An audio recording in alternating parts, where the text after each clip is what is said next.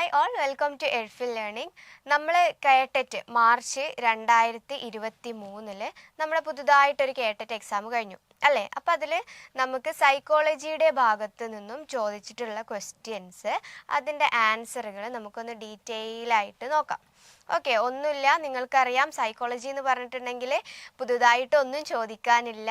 Already അവിടെ നമ്മുടെ ബ്രൂണറും പിയാഷയൊക്കെ പറഞ്ഞു വെച്ചിട്ടുള്ള കാര്യങ്ങൾ തന്നെ റിപ്പീറ്റ് ചെയ്തിട്ട് ഇങ്ങനെ ചോദിച്ചുകൊണ്ടിരിക്കുകയാണ്. അപ്പം അത്തരത്തിലുള്ള കാര്യങ്ങൾ പഠിച്ചാൽ തന്നെ നിങ്ങൾക്ക് എന്തായാലും നമ്മുടെ സൈക്കോളജിയുടെ 30 മാർക്കിൽ എത്രയോ മാർക്ക് സ്കോർ ചെയ്യാൻ കഴിയും.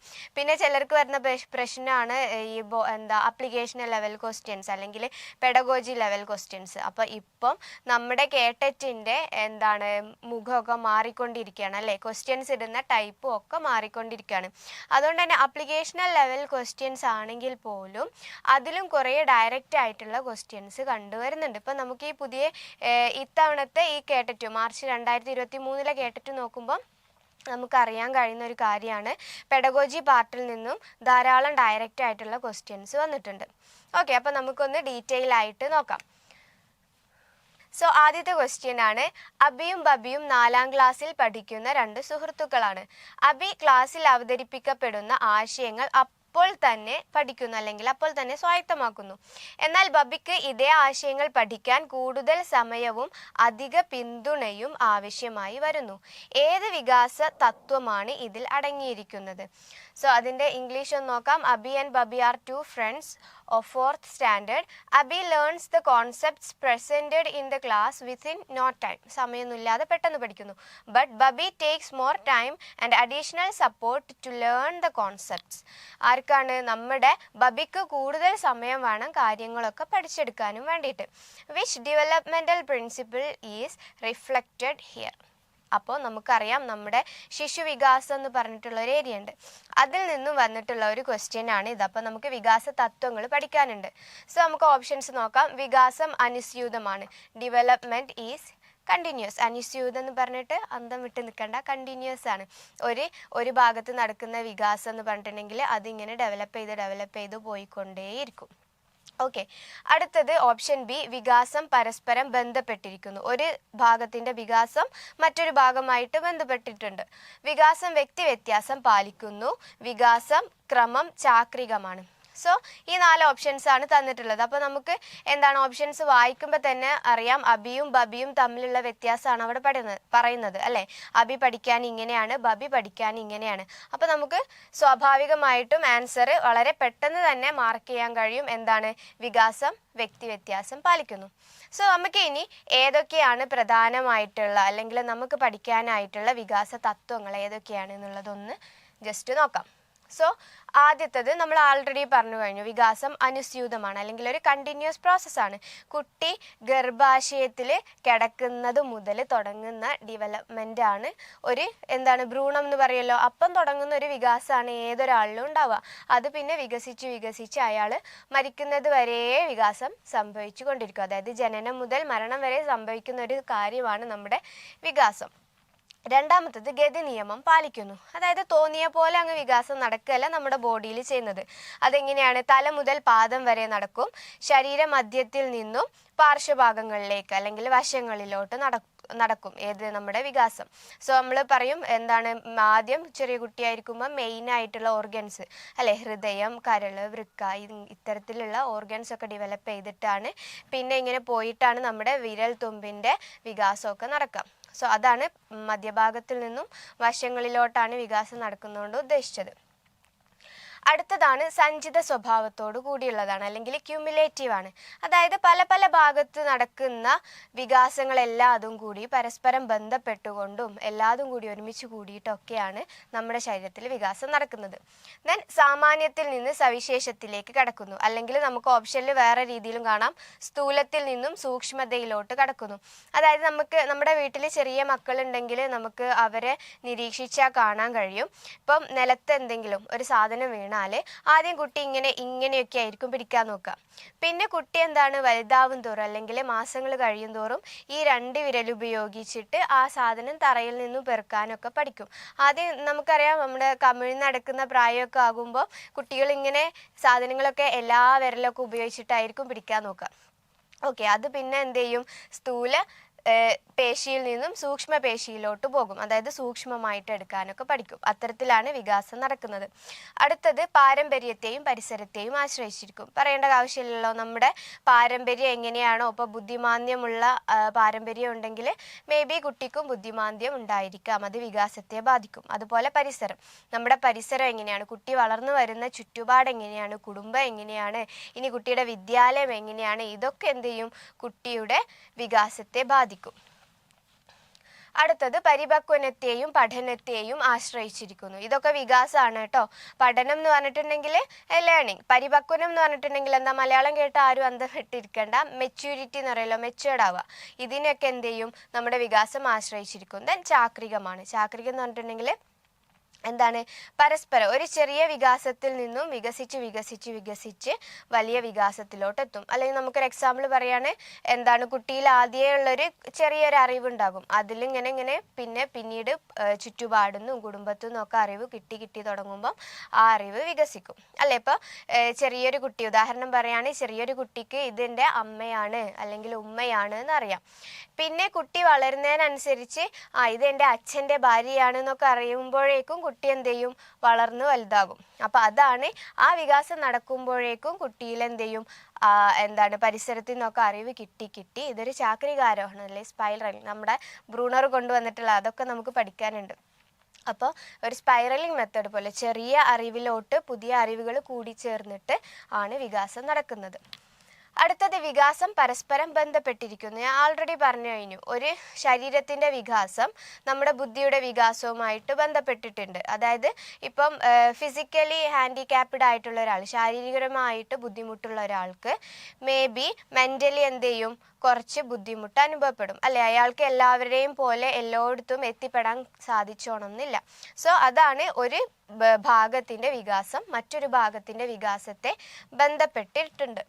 അടുത്തത് പ്രവചനീയമാണ്. നമുക്കിങ്ങനെ വികാസം കണ്ടാൽ നമുക്കറിയാം എത്രത്തോളം വികസിക്കും, അല്ലെങ്കിൽ ഈ കുട്ടി ഇത്രത്തോളം എത്തും എന്നുള്ളതൊക്കെ നമുക്ക് പ്രവചിക്കാൻ കഴിയും. നമ്മുടെ ഇപ്പോഴത്തെ ക്വസ്റ്റ്യൻ്റെ ആൻസർ, വ്യക്തി വ്യത്യാസം പാലിക്കും. ഓരോ വ്യക്തിയിലും വികാസം നടക്കുന്നത് എന്താണ്, ഓരോ രീതിക്കാണ്, അല്ലേ? എന്നിൽ വികാസം നടക്കുന്ന പോലെയല്ല നിങ്ങളുടെ വികാസം നടക്കുക, അതാണ് വ്യക്തി വ്യത്യാസം പാലിക്കും. നമ്മളിപ്പോൾ ബബിയെയും അബിയെയും പറഞ്ഞു ആ കേസ്. ദെൻ നിർണായക ഘട്ടങ്ങളുണ്ട്. എന്താണ്, ഓരോ പുതിയ ഘട്ടങ്ങളൊക്കെ കൂടി ചേർന്നിട്ടാണ് വികാസം നടക്കുക. അതായത് നമുക്കറിയാം ശൈശവം, ആദ്യ ബാല്യം, അന്ത്യബാല്യം എന്നൊക്കെ പറഞ്ഞിട്ട് നമ്മുടെ ഒരാൾ ജനിച്ചത് മുതലുള്ള ഓരോ ഘട്ടങ്ങളുണ്ടല്ലോ, ആ ഘട്ടങ്ങളിൽ അയാൾ നേടിയെടുക്കുന്ന കുറേ കാര്യങ്ങളുണ്ട്. അപ്പം ഇത്തരത്തിൽ നിർണായക ഘട്ടങ്ങളിലൂടെയൊക്കെ കടന്നു പോയിട്ടാണ് ഒരു വ്യക്തിയിലെ വികാസം നടക്കുക. അപ്പം ഇതാണ് നമുക്ക് മെയിനായിട്ട് പഠിക്കാനുള്ള വികാസ തത്വങ്ങൾ. ഓക്കെ, സോ അടുത്ത ക്വസ്റ്റ്യൻ ആണ്, മെറിൻ ടീച്ചർ ചെടികളെക്കുറിച്ച് ക്ലാസ്സിൽ ചർച്ച ചെയ്ത ശേഷം കുട്ടികളെ 5 പേരുടെ കൂട്ടങ്ങളായി തിരിച്ച് സ്കൂൾ പൂന്തോട്ടത്തിലെ ചെടികൾ നിരീക്ഷിച്ച് പ്രത്യേകതകൾ മനസ്സിലാക്കാൻ അവസരം നൽകി. ടീച്ചർ വിവിധ കൂട്ടങ്ങളുടെ പ്രകടനം നിരീക്ഷിച്ചു. ടീച്ചർ ഈ പ്രവർത്തനം നൽകിയത്, അപ്പോൾ ഒന്നുമില്ല, കുട്ടികളെ ക്ലാസ്സിലെ ഗ്രൂപ്പായി തിരിച്ചിട്ട് എന്ത് ചെയ്തു, പുറത്തോട്ട്, അല്ലേ, പുറംവാതിൽ പഠനമാണ് ടീച്ചർ സാധ്യമാക്കിയിട്ടുള്ളത്. പുറത്തോട്ട് വിട്ടിട്ട് കുട്ടികളോട് ചെടികൾ നിരീക്ഷിച്ചു വരാനും വേണ്ടിയിട്ട് പറഞ്ഞതാണ്. അപ്പോൾ ഇവിടെ ടീച്ചർ നൽകിയ പ്രവർത്തനം എന്താണെന്നാണ് ചോദിച്ചിട്ടുള്ളത്. സോ ഇംഗ്ലീഷ് വേർഷൻ നോക്കാം.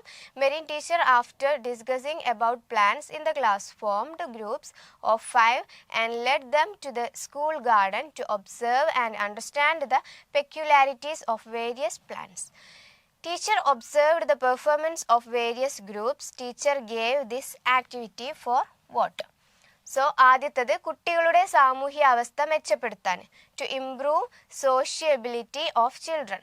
ദെൻ സെക്കൻഡ് ഓപ്ഷൻ പ്രവർത്തനാധിഷ്ഠിതമായ പഠന പ്രക്രിയയാണ് സാധ്യമാക്കാൻ വേണ്ടി, to facilitate activity based learning. പ്രവർത്തനാധിഷ്ഠിതമാണല്ലോ, മുറ്റത്തോട്ട് ഇറങ്ങിയിട്ട് അല്ലെങ്കിൽ സ്കൂളിലെ ഗാർഡനിലോട്ട് ഇറങ്ങിയിട്ടാണ് ടീച്ചർ കുട്ടികൾക്ക് പ്രവർത്തനം കൊടുത്തത്.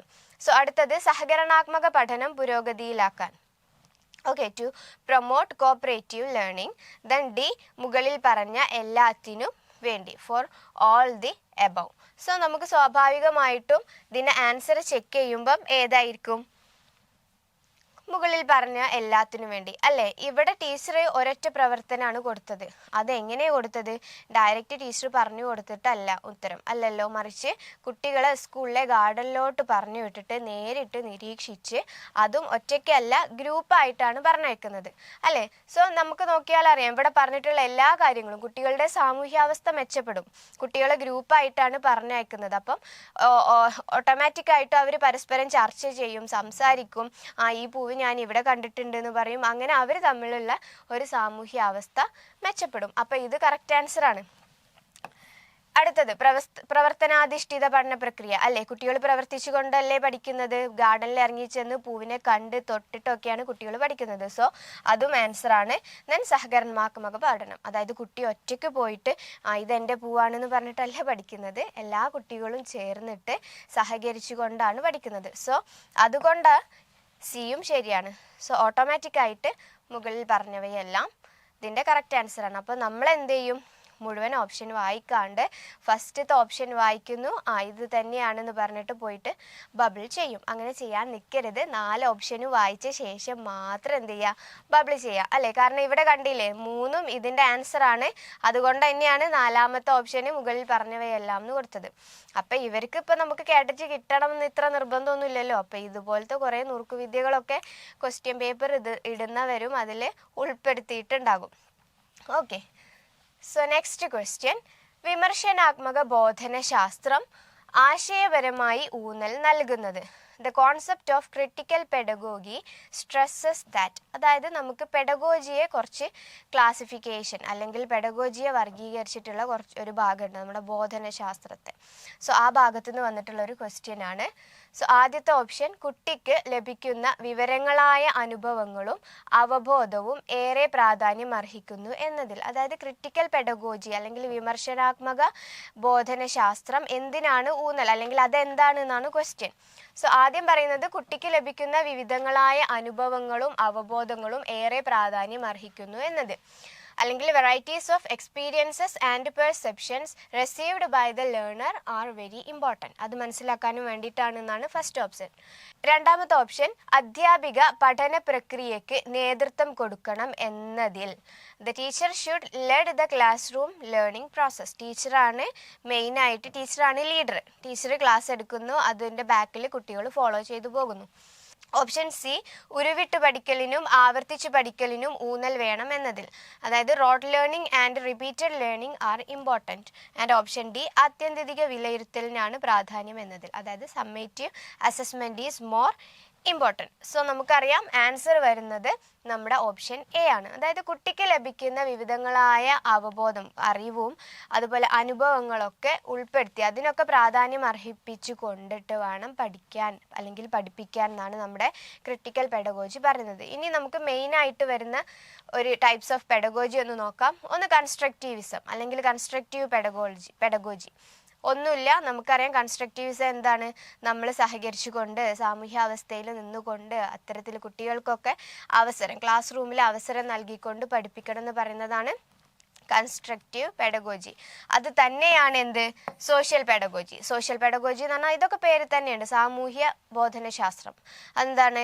കുട്ടികൾ, നമ്മൾ നേരത്തെ മെറിന ടീച്ചർ പറഞ്ഞു, ആ ടീച്ചർ നൽകിയിട്ടുള്ള പോലെ ഗ്രൂപ്പ് വർക്ക്സ് ഒക്കെ നൽകുക. ബെഞ്ച് ഗ്രൂപ്പ് ആക്കാം, ക്ലാസ് ഗ്രൂപ്പ് ആക്കാം, ഗേൾസ് ബോയ്സ് ഗ്രൂപ്പ് ആക്കാം. അങ്ങനെ ഗ്രൂപ്പ് വർക്ക് നൽകിക്കൊണ്ടൊക്കെ ക്ലാസ്സിൽ പഠിപ്പിക്കുന്നതിനെയാണ് സോഷ്യൽ പെഡഗോജി എന്ന് പറഞ്ഞത്. പിന്നെ ക്രിട്ടിക്കൽ പെഡഗോജി നമ്മളിപ്പോൾ ആൾറെഡി പറഞ്ഞു കഴിഞ്ഞു. Then culturally relevant teaching. അതായത് ഇപ്പം നമ്മുടെ ഇപ്പോഴത്തെ ഒരു പൊതുവിദ്യാലയം എന്ന് പറഞ്ഞിട്ടുണ്ടെങ്കിൽ പല ഭാഗത്തു നിന്നും പല പല വർഗത്തു നിന്നും, അതായത് മതത്തിൽ നിന്നും എല്ലാ വിഭാഗം കുട്ടികളും പഠിക്കുന്ന ഒരു സ്ഥാപനമായിരിക്കും നമ്മുടെ വിദ്യാലയം. സോ എല്ലാവരുടെയും സംസ്കാരവും ഡിഫറെൻ്റ് ആയിരിക്കും അല്ലേ. ഇസ്ലാം മതത്തിലുള്ള ഒരു കുട്ടിയുടെ സംസ്കാരവും ഹിന്ദു മതത്തിലുള്ള കുട്ടിയുടെ സംസ്കാരവും ഒക്കെ ഡിഫറെൻ്റ് ആയിരിക്കും. സോ ഇതിനൊക്കെ ഇമ്പോർട്ടൻസ് കൊടുത്തുകൊണ്ട് വേണം ക്ലാസ് റൂമിൽ പഠിപ്പിക്കാൻ. അതായത് എല്ലാ കുട്ടികളുടെയും ഇപ്പോൾ നമ്മുടെ ഈ വയനാട് ഏരിയയിലൊക്കെ ആണെങ്കിൽ നമുക്കറിയാം നമ്മുടെ ആദിവാസി മക്കൾ കുറേ ഉണ്ടാകും. അപ്പോൾ അവരുടേത് പക്ക നമ്മളുടെ കൾച്ചറിൽ നിന്ന് ഡിഫറെൻ്റ് ആയിരിക്കും അല്ലേ. അവരുടെ സംസാരം, ഈവൻ സംസാരം പോലും ഡിഫറെൻ്റ് ആയിരിക്കും. അപ്പോൾ ഇവിടെ നിന്ന് പഠിപ്പിക്കാൻ പോകുന്ന ഒരു ടീച്ചർ ഇവിടുത്തെ കൾച്ചർ വെച്ചിട്ട് പഠിപ്പിച്ചാൽ എന്ത് ചെയ്യും? അവിടെ ഒരു മിസ്മാച്ച് നടക്കും. അല്ലേ? അതുപോലെ തന്നെയാണ് ടീച്ചറും കുട്ടികളും തമ്മിലുള്ളതാണ്. അതുപോലെ തന്നെ കുട്ടികളും ആ ക്ലാസ് റൂമിൽ പല വ്യക്തി വ്യത്യാസം പാലിക്കുന്ന കുട്ടികളുണ്ടാകും. അപ്പം അതൊക്കെ ഉൾപ്പെടുത്തിയിട്ട് വേണം നമ്മൾ ക്ലാസ്സിൽ പഠിപ്പിക്കാൻ. അത് പറയുന്നതാണ് നമ്മുടെ കൾച്ചറലി റെലവൻറ്റ് ടീച്ചിങ് അല്ലെങ്കിൽ പെഡഗോജി. അപ്പോൾ ഇതെന്താണെന്ന് വെച്ചിട്ടുണ്ടെങ്കിൽ നമ്മൾ ക്ലാസ്സിൽ ആക്ടിവിറ്റി കൊടുക്കുമ്പം ഇതൊക്കെ ഉൾപ്പെടുത്തണം എന്നുള്ളൊരു അർത്ഥമേ വരുന്നുള്ളൂ കേട്ടോ. ദെൻ അടുത്തതാണ് ഇൻക്വയറി ബേസ്ഡ് ലേണിംഗ്. ഒന്നുമില്ല, കുട്ടികൾ സംശയങ്ങളൊക്കെ ചോദിച്ചുകൊണ്ട് വേണം പഠിക്കാൻ. ദെൻ ഡിഡാക്റ്റിക് മെത്തേഡ് എന്ന് പറഞ്ഞിട്ടുണ്ടെങ്കിൽ എന്താണ്? ടീച്ചർ പറയുക, കുട്ടികൾ ഫോളോ ചെയ്യാം, അല്ലേ? നമ്മുടെ ഓൾഡ് ഗുരുകുല സമ്പ്രദായം എന്ന് പറയല്ലോ. എന്താണ് കുട്ടികൾ എന്ന് പറഞ്ഞാൽ പാസീവ് ലിസണേഴ്സാണ്. അവരെന്താണ് ഈ അധ്യാപിക എന്ത് പറയുന്നോ അത് കേട്ടിരിക്കുന്നു, എന്ത് ചെയ്യുന്നോ ഒന്നും ചെയ്യാണ്ടിരിക്കുന്നു. ഈ എന്താണ് ലെക്ചർ മെത്തേഡ് എന്ന് പറയും നമ്മൾ പണ്ട്. ഇങ്ങനെ അധ്യാപിക പ്രസംഗിച്ചു കൊണ്ടേയിരിക്കുക, കുട്ടികൾ മിണ്ടാണ്ട് കേട്ടിരിക്കുക. സോ അതാണ് didactic method. Then collaborative method, അത് ആൾറെഡി നമ്മൾ പറഞ്ഞു കഴിഞ്ഞു. സഹകരിച്ചുകൊണ്ട് ഗ്രൂപ്പ് ആക്ടിവിറ്റികളും നമ്മുടെ എന്താണ് കൊളാബറേറ്റീവ് മെത്തേഡ് എന്ന് പറഞ്ഞിട്ടുണ്ടെങ്കിൽ നമ്മുടെ കയ്യിലുള്ള സാധനം വേറെ ആൾക്ക് കൊടുക്കുക എന്നുള്ളൊരർത്ഥമാണ് കൊളാബറേഷൻ. സോ അത്തരത്തിൽ നമുക്ക് കൈമാറാൻ കഴിയുന്നത് ഒരു കുട്ടിയിലുള്ള അറിവ് വേറൊരു കുട്ടിയിലോട്ട് കൊടുക്കുക എന്നുള്ളതാണ്. അപ്പം കൊളാബറേറ്റീവ് അപ്രോച്ച്, അത്തരത്തിലുള്ള പ്രവർത്തനങ്ങൾ ഉൾപ്പെടുത്തിക്കൊണ്ട് ക്ലാസ് റൂം കണ്ടക്ട് ചെയ്യണം. ദെൻ സോക്കാട്രിക് മെത്തേഡ് എന്ന് പറഞ്ഞിട്ടുണ്ടെങ്കിൽ നമ്മൾ ഇപ്പം ക്ലാസ്സിൽ നമ്മൾ ആഗമന രീതി എന്ന് പറയുമല്ലോ, പല ആശയങ്ങളും കുട്ടികളിൽ നിന്നും ടീച്ചറിൽ നിന്നൊക്കെ ആശയങ്ങൾ പല ആശയങ്ങൾ എടുത്തുകൊണ്ടിട്ട് എന്ത് ചെയ്യുക, ക്ലാസ് റൂമിൽ ഒരു എന്താണ് കൊടുങ്കാറ്റ് സൃഷ്ടിക്കുക, അറിവിൻ്റെ കൊടുങ്കാറ്റ് സൃഷ്ടിക്കുക എന്നൊക്കെ പറയും. അതാണ് നമ്മുടെ സോക്കാട്രിക് മെത്തേഡ്. എല്ലാവരുടെ ആശയങ്ങൾ ഉൾപ്പെടുത്തിക്കൊണ്ട് എല്ലാവരുടെ അഭിപ്രായങ്ങളും എടുത്തുകൊണ്ട് ടീച്ചർ ക്ലാസ് എടുക്കുക. അതാണ് നമ്മുടെ ലാസ്റ്റ് സോക്രാറ്റിക് മെത്തേഡ്. സോ ഇതാണ് നമ്മുടെ പെഡഗോജിയുടെ ക്ലാസിഫിക്കേഷനിൽ മെയിനായിട്ട് നോക്കാനുള്ളത്. അപ്പോൾ ഫസ്റ്റ് ടൈമാണ് നമ്മുടെ ഈ പെഡഗോജിയുടെ ടൈപ്സ് എന്ന് ക്വസ്റ്റ്യൻസ് വരുന്നത് കേട്ടോ. നമ്മുടെ 2023 ആദ്യമായിട്ടാണ് ഇത്തരത്തിലൊരു ക്വസ്റ്റ്യൻ കാണുന്നത്. ഇതുവരെ നമുക്ക് പെഡഗോജി എന്ന് പറഞ്ഞിട്ടുണ്ടെങ്കിൽ പെഡഗോജിയുടെ സ്റ്റെപ്പ് ഏതാണ്, അത്തരത്തിലുള്ള ക്വസ്റ്റ്യൻസേ വന്നിട്ടുള്ളൂ. സോ ടൈപ്സ് എന്ന് പറഞ്ഞിട്ട് അതാണ് ഞാൻ പറഞ്ഞത്. ഇപ്പോൾ പെഡഗോജി പാർട്ടിൽ എന്ത് ചെയ്യുന്നുണ്ട്, ഡയറക്റ്റ് ആയിട്ടും ക്വസ്റ്റ്യൻസ് വരുന്നുണ്ടെന്ന്. ഓക്കെ, അടുത്ത ക്വസ്റ്റ്യൻ, മെച്ചപ്പെട്ട പഠനം കുട്ടികളിൽ ഉറപ്പാക്കുന്നതിന് ചുവടെ കൊടുത്തിരിക്കുന്നവയിൽ ഒരു ടീച്ചർക്ക് ആവശ്യം വേണ്ടത് എന്താണ്? For enabling better learning among learners, which among the following is essential for the teacher? Okay, മെച്ചപ്പെട്ട പഠനം കുട്ടികൾക്ക് കൊടുക്കണമെങ്കിൽ 1. പഠിതാക്കളെ കുറിച്ചുള്ള ധാരണ, well knowledge about the learner. Then B, വ്യക്തമായ ഉള്ളടക്ക ധാരണ, എന്താണ് പഠിപ്പിക്കാൻ പോകുന്നത്, പാഠപുസ്തകത്തിൽ എന്താ ഉള്ളത്, ഇതിൻ്റെ ടീച്ചേഴ്സ് ടെക്സ്റ്റിൽ എന്താണ് പറഞ്ഞിട്ടുള്ളത് എന്നുള്ള വ്യക്തമായ ധാരണ, ഉള്ളടക്ക ധാരണ വേണം. ദെൻ വിവിധ വിനിമയ രീതികളെ കുറിച്ചുള്ള ധാരണ, അല്ലേ? ഒരു സാധനം ഈ എന്താണ് നമ്മുടെ ഇപ്പോഴത്തെ മക്കളുടെ മുമ്പിൽ നമ്മൾ വെറുതെ പ്രസംഗിക്കുന്നേക്കാളും നല്ലത് നമുക്ക് ഇത്തരത്തിൽ പ്രസൻറ്റേഷൻ വെച്ച് കാണിച്ചു കൊടുക്കുന്നതല്ലേ. അതാണ് വിവിധ വിനിമയ രീതികൾ. നമ്മൾ വ്യത്യസ്തപരമായിട്ടുള്ള വിനിമയ രീതികളൊക്കെ ഉപയോഗിച്ചുകൊണ്ട് ക്ലാസ് എടുക്കുന്നതിനെ കുറിച്ചിട്ടുള്ള ധാരണ വേണം, മുകളിൽ പറഞ്ഞവയെല്ലാം. സോ സ്വാഭാവികമായിട്ടും ആൻസർ മുകളിൽ പറഞ്ഞവയെല്ലാം. അടുത്തത്, സ്മാൻ പഠിക്കാൻ മിടുക്കനാണ്. ഗണിതത്തിലെ 4 ഗുണം 10ന്റെ ഉത്തരം 40 ആണെന്ന് അവൻ പെട്ടെന്ന് പറയും. എന്നാൽ ഒരു ബോൾ പേനയുടെ വില 10 രൂപയായാൽ അതുപോലുള്ള 4 പേനയുടെ വില എന്ത്? അതായത് ക്വസ്റ്റ്യൻ എന്ത് ചെയ്തു, 4 ഗുണം 10 എന്ന് അറിയുന്ന കുട്ടിയോട് ക്വസ്റ്റ്യൻ എന്ത് ചെയ്തു എന്ന് തിരിച്ചു ചോദിച്ചു. എന്ന ചോദ്യത്തിന് ഉത്തരം കാണാൻ സ്മാന് കഴിയുന്നില്ല. ഇവിടെ ഇതിൻ്റെ കാരണം എന്താണെന്നാണ്. അതായത് സ്മാൻ is a bright student. He can easily tell the answers for 4 into 10 as 40. But he is unable to answer the question. The cost of one, അതായത് ക്വസ്റ്റ്യൻ എന്താണെന്ന് പറയാം കേട്ടോ. The cost of one ball pen is ₹10. Then what is the total cost of a such pen? Okay. What may be the reason for this? അപ്പോൾ നമ്മുടെ ഈ കുട്ടിയുടെ പ്രശ്നം എന്താണെന്നാണ് ക്വസ്റ്റ്യൻ. സോ ഓപ്ഷൻസ് നോക്കുകയാണെങ്കിൽ എ, സ്മാന് ഗുണന പട്ടിക അറിയില്ല. ആണോ? അല്ല, സ്മാന് ഗുണന പട്ടിക അറിയാം. 4 ഗുണം 10 എന്ന് പറഞ്ഞാൽ 40 ആണെന്നൊക്കെ നമ്മുടെ സ്മാന് അറിയാം. ദെൻ ബി, ക്ലാസ്സിൽ ഇത്തരത്തിലുള്ള പ്രായോഗിക പ്രശ്നങ്ങൾ നിർദ്ധാരണം ചെയ്യുന്ന രീതി വിശകലന വിധേയമാക്കുന്നില്ല. അതായത് നമ്മൾ പണ്ടേ പറയുന്നതാണ്, ഈ എന്താണ് കുട്ടിക്ക് വേണ്ടതൊക്കെ പഠിപ്പിച്ചു കൊടുത്തു, പക്ഷെ അത് എങ്ങനെ പ്രയോഗിക്കാന്നുള്ളത് പഠിപ്പിച്ചു കൊടുത്തിട്ടില്ല. അതാണ് ഈ ഓപ്ഷൻ ബി പറയുന്നത്. ഈ ഗുണന പട്ടികയും കാര്യങ്ങളൊക്കെ പഠിച്ചു, പക്ഷെ ഇതെങ്ങനെ നമ്മുടെ ഒരു നിത്യജീവിതത്തിൽ വരുന്നുള്ളത് ക്ലാസ്സിൽ ചർച്ച ചെയ്തിട്ടില്ല. ദെൻ ഓപ്ഷൻ സി, സ്മാനെ വീട്ടിൽ പഠനത്തിന് ആരും സഹായിക്കുന്നില്ല. അത് വീട്ടിൽ കുട്ടിയെ സപ്പോർട്ട് ചെയ്യാനായിട്ട് ആരുമില്ല. സ്മാൻ വഴിക്കണക്കുകളെ ഭയക്കുന്നു. സോ സ്വാഭാവികമായിട്ടും ആൻസർ ഏതാണ് വരിക? ഓപ്ഷൻ ബി, ക്ലാസ്സിൽ ഇത്തരത്തിലുള്ള പ്രായോഗിക പ്രശ്നങ്ങൾ. അതായത് വീട്ടിൽ നിന്ന് പഠിപ്പിക്കേണ്ട ആവശ്യമില്ലല്ലോ, ക്ലാസ്സിൽ നിന്ന് ഇത്തരത്തിലുള്ള, ഇപ്പം നമുക്കറിയാം നമ്മുടെ ടെക്സ്റ്റ് ബുക്കൊക്കെ നോക്കുകയാണെങ്കിൽ എന്താണ്, ഗുണന പട്ടിക പഠിച്ച അതേ ഭാഗത്ത് തന്നെ അതുമായിട്ട് ബന്ധപ്പെടുത്തിട്ടുള്ള ഒരു പ്രായോഗിക പ്രശ്നം ഉണ്ടാവും. ഇത്തരത്തിൽ കടയിലോട്ട് പോകുന്നതോ അല്ലെങ്കിൽ നമ്മുടെ നിത്യജീവിതത്തിൽ മഞ്ചാടി പെറുക്കുന്നതോ ഒക്കെ ആയിട്ടുള്ള എന്തെങ്കിലുമൊക്കെ ക്വസ്റ്റ്യൻ ഉണ്ടാകും. സോ സ്വാഭാവികമായിട്ടും ആൻസർ എന്താണ്? ക്ലാസ്സിൽ ഇത്തരത്തിലുള്ള പ്രായോഗിക പ്രശ്നങ്ങൾ ചെയ്ത് പഠിപ്പിച്ചിട്ടില്ല. ഓക്കെ. സോ അടുത്ത ക്വസ്റ്റ്യൻ, വീരു എന്ന 6ാം ക്ലാസ്സുകാരൻ ചിത്രങ്ങൾ വരക്കുന്നതിലും കെട്ടിടങ്ങളുടെ മാതൃക ഉണ്ടാക്കുന്നതിലും അതീവ പ്രാഗൽഭ്യം പ്രകടിപ്പിക്കുന്നു. ഹവാർഡ് ഗാർഡനറുടെ ബഹുമുഖ ബുദ്ധിയുടെ വിവിധ രീതികൾ അനുസരിച്ച് ഏത് തരം ബുദ്ധിയാണ് ഇവിടെ പ്രകടിപ്പിച്ചിരിക്കുന്നത്? So Viru, a 6th standard student, shows extraordinary performance in drawing figures and making models of buildings.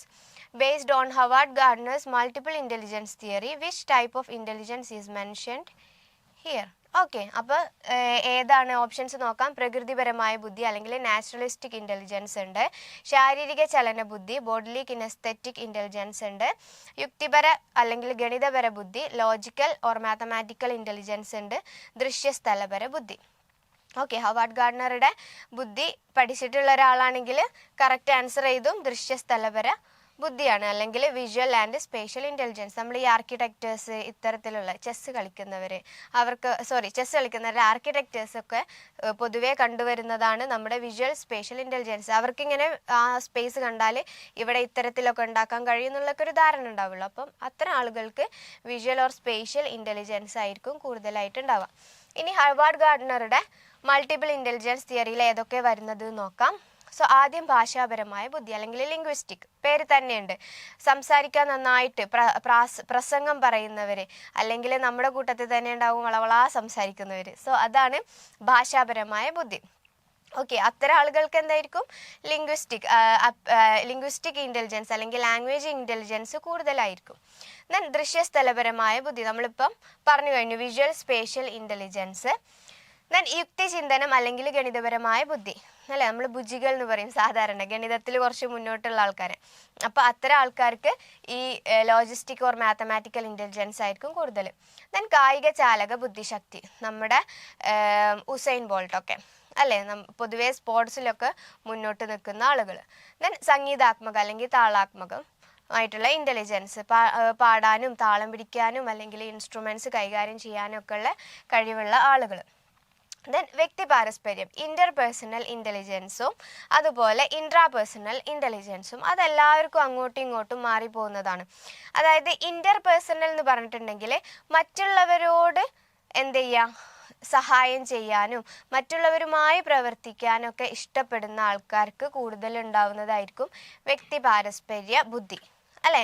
അതായത് ഇപ്പോൾ ഈ ക്യാമ്പുകളിൽ പോയി നിൽക്കാൻ ഇഷ്ടമുള്ളവർ, വളണ്ടിയർ ഡ്യൂട്ടീസ് ചെയ്യാൻ ഇഷ്ടമുള്ളവർ, അത്തരം ആൾക്കാർക്കൊക്കെ വ്യക്തി പാരസ്പര്യ ബുദ്ധി അല്ലെങ്കിൽ ഇൻ്റർപേഴ്സണൽ ഇൻ്റലിജൻസ് ആയിരിക്കും കൂടുതലുള്ളത്. ഇനി അടുത്തത് ഇൻട്രാപേഴ്സണൽ അല്ലെങ്കിൽ ആത്മദർശന ബുദ്ധി എന്ന് പറഞ്ഞിട്ടുണ്ടെങ്കിൽ സ്വന്തമായിട്ടുള്ള ചിന്തയിൽ മുഴുകിപ്പോകുന്ന ആൾക്കാർ. അതായത് എന്താ പറയുക, സെൽഫിഷ്നെസ് അല്ലാണ്ട് എന്ത് ചെയ്യുക, ഞാൻ എന്താകണം അല്ലെങ്കിൽ എന്നെ കുറിച്ചിട്ട് ഞാനൊരു ആത്മകഥ എഴുതിയാലോ അങ്ങനെയൊക്കെ ആലോചിക്കുന്നവരുണ്ടാവല്ലോ, അത്തരം ആൾക്കാരാണ് ആത്മദർശന ബുദ്ധി കൂടുതലുള്ളവർ. ദെൻ അസ്തിത്വപരമായ ബുദ്ധി എന്ന് പറഞ്ഞിട്ടുണ്ടെങ്കിൽ ചില ആളുകൾക്ക് ഉണ്ടാവും, ഞാൻ ഇവിടുന്ന് ഈ ഭൂമിയിൽ നിന്ന് മൺമറഞ്ഞു പോകുമ്പം എന്നെ കുറച്ച് ആൾക്കാർ ഓർമ്മിക്കണം, അതിനു വേണ്ടിയിട്ട് ഞാനിവിടെ ഇന്നതൊക്കെ ചെയ്തു വെക്കണം, അതിനാണ് ഞാൻ ഈ ഭൂമിയിലോട്ട് വന്നത്. ഇത്തരത്തിലൊക്കെ ചിന്തിക്കുന്ന ആൾക്കാരാണ് ഏത് അസ്തിത്വപരമായ ബുദ്ധിയുള്ളവർ. ഓക്കെ, അവരെന്തിനാണ് ഈ ഭൂമിയിലോട്ട് വന്നത്, എന്ത് ഡ്യൂട്ടിയാണ് എനിക്കിവിടെ നിർവഹിക്കാനുള്ളത് എന്നൊക്കെയുള്ള ചിന്തകളിൽ മുഴുകിയിട്ട് അത്തരം കാര്യങ്ങൾ ചെയ്യുന്ന ആളുകളായിരിക്കും. ഓക്കെ, അല്ലെങ്കിൽ എക്സിസ്റ്റൻഷ്യൽ, പേര് തന്നെയുണ്ട്, ഞാൻ എന്തിനാണ് ഇവിടെ എക്സിസ്റ്റ് ചെയ്യുന്നത്, ജീവിക്കുന്നത് എന്നുള്ളതൊക്കെ ചിന്തയുള്ളവർ. അടുത്ത ഇൻ്റലിജൻസ് ആണ് പ്രകൃതി ബന്ധിത ബുദ്ധിശക്തി. ഒന്നുമില്ല, നാച്ചുറൽ ഇൻ്റലിജൻസ്. അപ്പോൾ നമുക്കറിയാം പ്രകൃതിയുമായിട്ട് കുറച്ച് കൂടുതൽ അധികമുള്ള ആൾക്കാർ അല്ലേ. ഇപ്പോൾ രാവിലെയൊക്കെ നേരത്തെ എണീറ്റിട്ട് കിളികളുടെ സൗണ്ട് ആസ്വദിക്കുക, അതുപോലെ എന്തെങ്കിലും സങ്കടമൊക്കെ വരുമ്പോൾ ഈ പുഴയുടെ സൈഡിൽ പോയിരിക്കുക, അത്തരത്തിലുള്ള ആൾക്കാർ. അതുപോലെ ഇവർക്ക് എന്താണ് ഫീൽഡ് ട്രിപ്പൊക്കെ പോകാൻ ഭയങ്കര ഇഷ്ടമുള്ള ആൾക്കാരായിരിക്കും. സോ അതാണ് പ്രകൃതി ബന്ധിത ബുദ്ധി. അപ്പോൾ ഇത്രയും ബുദ്ധിയാണ് നമ്മുടെ ഹവാർഡ് ഗാർഡ്നർ കൊണ്ടുവന്നിട്ടുള്ളത്. ഈ ബുദ്ധി എന്നുള്ള പാർട്ടിൽ നിന്ന് എന്തായാലും ഒരു 2 മാർക്കോ 3 മാർക്കോ ക്വസ്റ്റ്യൻസ് എല്ലാ കേട്ടിട്ടിനും ചോദിച്ച് കണ്ടിട്ടുണ്ട്. ഓക്കെ, ഇമ്പോർട്ടൻ്റ് ആയിട്ടുള്ള ഭാഗമാണ്. അടുത്ത ക്വസ്റ്റ്യൻ ആണ്, കേരളത്തിൽ എലിമെൻ്ററി തലത്തിൽ പഠിതാക്കളെ വിലയിരുത്തുന്നതിന് ഉപയോഗിക്കുന്ന മൂല്യനിർണ്ണയ സമീപനം. നമ്മുടെ അസസ്മെൻറ്റിനു വേണ്ടിയിട്ട് ഉപയോഗിക്കുന്ന സമീപനം ഏതാണ്? The approach to evaluation followed in Kerala at the elementary level to evaluate the students. So options: സംരചന മൂല്യനിർണ്ണയം അല്ലെങ്കിൽ ഫോർമേറ്റീവ് ഇവാലുവേഷൻ, ആത്യന്തിക മൂല്യനിർണ്ണയം സമ്മേറ്റീവ് ഇവാലുവേഷൻ, നിരന്തര മൂല്യനിർണ്ണയം കണ്ടിന്യൂസ് ഇവാലുവേഷൻ, നിരന്തരവും സമഗ്രവുമായ മൂല്യനിർണ്ണയം continuous and comprehensive evaluation. Okay, DLED പഠിച്ച, TTC പഠിച്ച, B.Ed പഠിച്ച എല്ലാവർക്കും അറിയാം ഏതാണ് നിരന്തരവും സമഗ്രവുമായ മൂല്യനിർണ്ണയം. അല്ലെങ്കിൽ നമ്മൾ CCE എന്ന് പറയും അല്ലേ. CE അല്ല, CCE ആണ്, കണ്ടിന്യൂസ് ആൻഡ് കോംപ്രിഹെൻസീവ് ഇവാലുവേഷൻ.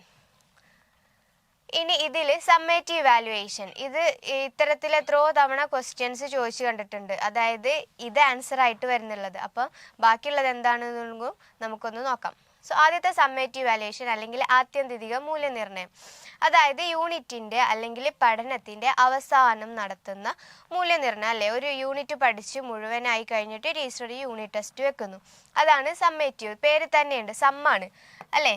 സമ്മായിട്ടുള്ള കാര്യം എത്രത്തോളം കുട്ടിക്ക് കിട്ടിയിട്ടുണ്ട്, ഈ പാഠഭാഗം മുഴുവൻ പഠിച്ചു കഴിഞ്ഞിട്ട് കുട്ടിക്ക് എത്രത്തോളം കിട്ടിയിട്ടുണ്ട് നോക്കാനും വേണ്ടിയിട്ട് നടത്തുന്ന ടെസ്റ്റ് അല്ലെങ്കിൽ ഇവാലുവേഷനാണ് സമ്മേറ്റീവ് അല്ലെങ്കിൽ ആത്യന്തിക ഇവാലുവേഷൻ, മൂല്യനിർണ്ണയം. ദെൻ ഫോർമേറ്റീവ് ഇവാലുവേഷൻ എന്ന് പറഞ്ഞിട്ടുണ്ടെങ്കിൽ പഠന പ്രക്രിയ കുട്ടികളുടെയും നേട്ടങ്ങളുടെയും തുടർച്ചയായ ഘട്ടഘട്ടമായി വിലയിരുത്തുന്ന സമ്പ്രദായം. ഒന്നുമില്ല, നമ്മൾ പഠിപ്പിച്ചു കൊണ്ടിരിക്കുമ്പോൾ ക്വസ്റ്റ്യൻസ് ചോദിക്കുക, അല്ലെങ്കിൽ കഴിഞ്ഞ ക്ലാസ്സിലെടുത്തത് പിറ്റേന്ന് വന്ന ക്ലാസ്സിൽ ചോദിക്കുക. അത്തരത്തിൽ പഠന പ്രക്രിയയുടെ ഇടയിൽ ടീച്ചർ വിലയിരുത്തൽ നടത്തുന്നതാണ് ഫോർമേറ്റീവ്. ഓക്കെ, ഏതെങ്കിലും ഒന്ന് ഓർമ്മിച്ച് വെക്കുക. സമ്മേറ്റീവ് ആയിരിക്കും സുഖം അല്ലേ. സമ്മായിട്ട് ഒരു യൂണിറ്റ് പഠിച്ചു കഴിഞ്ഞിട്ട് ടീച്ചർ ടെസ്റ്റ് വെക്കുന്നതാണ് സമ്മേറ്റീവ് ഇവാലുവേഷൻ. ഓക്കെ, ദെൻ ഇടയ്ക്കിടയ്ക്കുള്ള ഫീഡ്ബാക്ക് ആണ് പ്രാധാന്യം. ഫീഡ്ബാക്ക് എടുക്കുക എന്ന് പറഞ്ഞിട്ടുണ്ടെങ്കിൽ റിട്ടേൺ ആയിട്ട് എടുക്കുന്നതല്ല, ഇത്തരത്തിൽ ടീച്ചർ ക്യൂസ് നടത്തുക, ക്വസ്റ്റ്യൻസ് ചോദിക്കുക, പിന്നെ ചെറിയ ചെറിയ ടെസ്റ്റുകൾ വെക്കുക, അത്തരത്തിലുള്ളതൊക്കെയാണ് ഇതിൽ ഫോർമേറ്റീവ് ഇവാലുവേഷനിൽ ഇമ്പോർട്ടൻ്റ് ആയിട്ടുള്ളൊരു സാധനം. LP ക്ലാസ്സുകളിൽ പ്രാവർത്തികമാക്കുന്നു അല്ലേ. നമ്മുടെ കുഞ്ഞു മക്കളാകുമ്പോൾ LP എന്ന് പറഞ്ഞാൽ ലോവർ പ്രൈമറി അല്ലേ, 1 മുതൽ 3 വരെ അല്ലേ, 4 വരെ. അപ്പോൾ ഇത്തരത്തിലുള്ള കുട്ടികൾക്ക് എന്താണ് പഠിപ്പിച്ചത് അപ്പം കിട്ടിയിട്ടില്ലെങ്കിൽ നമ്മൾ വലിയ ക്ലാസ്സിലൊക്കെ എത്തുമ്പോൾ നമ്മൾ തിരിച്ച് ചോദ്യം ചോദിക്കും. പക്ഷേ കുഞ്ഞു മക്കൾ ഇത്തരത്തിൽ ചോദിക്കാൻ മടിയുള്ളവരായിരിക്കും. അപ്പോൾ ഇവർക്കൊക്കെ വേണ്ടിയിട്ട് നമ്മൾ നടത്തേണ്ടിയിട്ടുള്ള ഒരു മൂല്യനിർണ്ണയമാണ് ഏത്, നമ്മുടെ ഈ ഫോർമേറ്റീവ് ഇവാലുവേഷൻ എന്ന് പറഞ്ഞിട്ടുണ്ടെങ്കിൽ. ഓക്കെ, അടുത്ത ക്വസ്റ്റ്യൻ, അയാൻ എന്ന കുട്ടി ശിക്ഷയെ ഭയന്നാണ് അനുസരണ കാണിക്കുന്നത്. മുതിർന്നവരെയും രക്ഷിതാക്കളെയും ബഹുമാനിക്കണം എന്ന മൂല്യബോധമൊന്നും കുട്ടിയുടെ മനസ്സിലില്ല. ലോറൻസ് കോൾബർഗിൻ്റെ സാൻമാർഗിക വികാസത്തിൻ്റെ ഏത് ഘട്ടത്തിലാണ് കുട്ടിയുള്ളത്? അപ്പോൾ നമുക്ക് വികാസ മേഖലകൾ എന്നുള്ളൊരു ഭാഗമുണ്ട്. ശാരീരികം, മാനസികം, വൈജ്ഞാനികം മുതലായ എല്ലാ വികാസങ്ങളെ കുറിച്ചിട്ടും പഠിക്കാനുണ്ട്. അപ്പോൾ ഇതിൽ സാൻമാർഗികം അല്ലെങ്കിൽ മോറൽ ഡെവലപ്മെൻറ്റിൽ ലോറൻസ് കോൾബർഗ് കൊണ്ടുവന്നിട്ടുള്ള ഒരു തിയറി നമുക്ക് പഠിക്കാനുണ്ടല്ലോ. അപ്പോൾ അതിൽ നിന്ന് ചോദിച്ചിട്ടുള്ളതാണ്. So question, the student Ayan shows obedience in the fear of getting punishment. The moral value of respect elders and parents is not in his mind. In which level of Lawrence Kohlberg's moral development does he belong?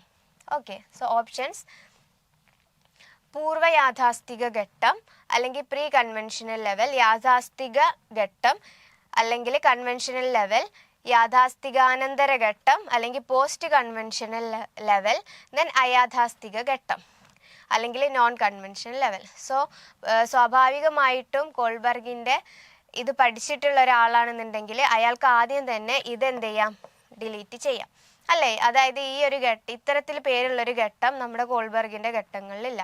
So പിന്നെ doubt വരുന്നതാണ് പൂർവ്വമാണോ യാഥാസ്ഥികമാണോ അതോ യാഥാസ്ഥികാനന്തരമാണോ എന്നുള്ളൊരു ഡൗട്ടാണ് വരിക. So പഠിച്ചിട്ടുള്ള ആൾക്ക് കിട്ടും പൂർവ്വ യാഥാസ്ഥിക ഘട്ടമാണ്. ഒന്നുമില്ല, കുട്ടി അതായത് ചെറിയ മക്കളാവുന്ന പ്രായത്തിൽ ഇപ്പോൾ ഒരു എക്സാമ്പിൾ പറയാണ്, എൻ്റെ മോന് അപ്പുറത്തെ അയൽവാസിയുടെ മോൻ്റെ JCB ആയിട്ട് വീട്ടിലോട്ട് വന്നു. അപ്പം ഞാൻ എന്ത് ചെയ്യാണ്, മോനെ വഴക്ക് പറയണം, അത് അപ്പൂൻ്റെതല്ലേ, അപ്പൂന് തിരിച്ചു കൊടുക്കുമെന്ന് പറയാണ്. അപ്പോൾ അടുത്ത തവണ കുട്ടി എന്താണ് ഈ JCB എടുക്കുമ്പം എൻ്റെ ശകാരത്തെ, ഒരു ചെറിയൊരു പേടിയുള്ള മക്കളാണെങ്കിൽ കേട്ടോ, എൻ്റെ ശകാരത്തെ ഭയന്നിട്ട് എന്ത് ചെയ്യും, കുട്ടി ആ JCB എടുക്കില്ല. അതാണ് കുട്ടി എന്താണ്, പക്ഷേ കുട്ടിക്ക് അതെടുക്കാൻ പറ്റില്ല, ഇത്തരത്തിലുള്ളൊരു മോറൽ വാല്യൂ അല്ലെങ്കിൽ എന്താണ് ഒരു മൂല്യമൊന്നും കുട്ടിയുടെ മനസ്സിലില്ല. കുട്ടി എന്താണ്, എൻ്റെ ശകാരം ഭയന്നിട്ട്, അമ്മയുടെ ശകാരം ഭയന്നിട്ട് എന്ത് ചെയ്യാണ്, ഇത് എടുക്കാണ്ട് അവിടെ വെച്ച് പോരാണ്. സോ അതാണ് നമ്മുടെ ക്വസ്റ്റ്യൻ അല്ലേ. സ്മാൻ എന്താണ്, ആ ശകാരം ഭയന്നിട്ട് അല്ലെങ്കിൽ പണിഷ്മെൻറ്റ്, ശിക്ഷ ഭയന്നിട്ട് ഒരു കാര്യം വേണ്ട എന്ന് വെക്കുകയാണ്.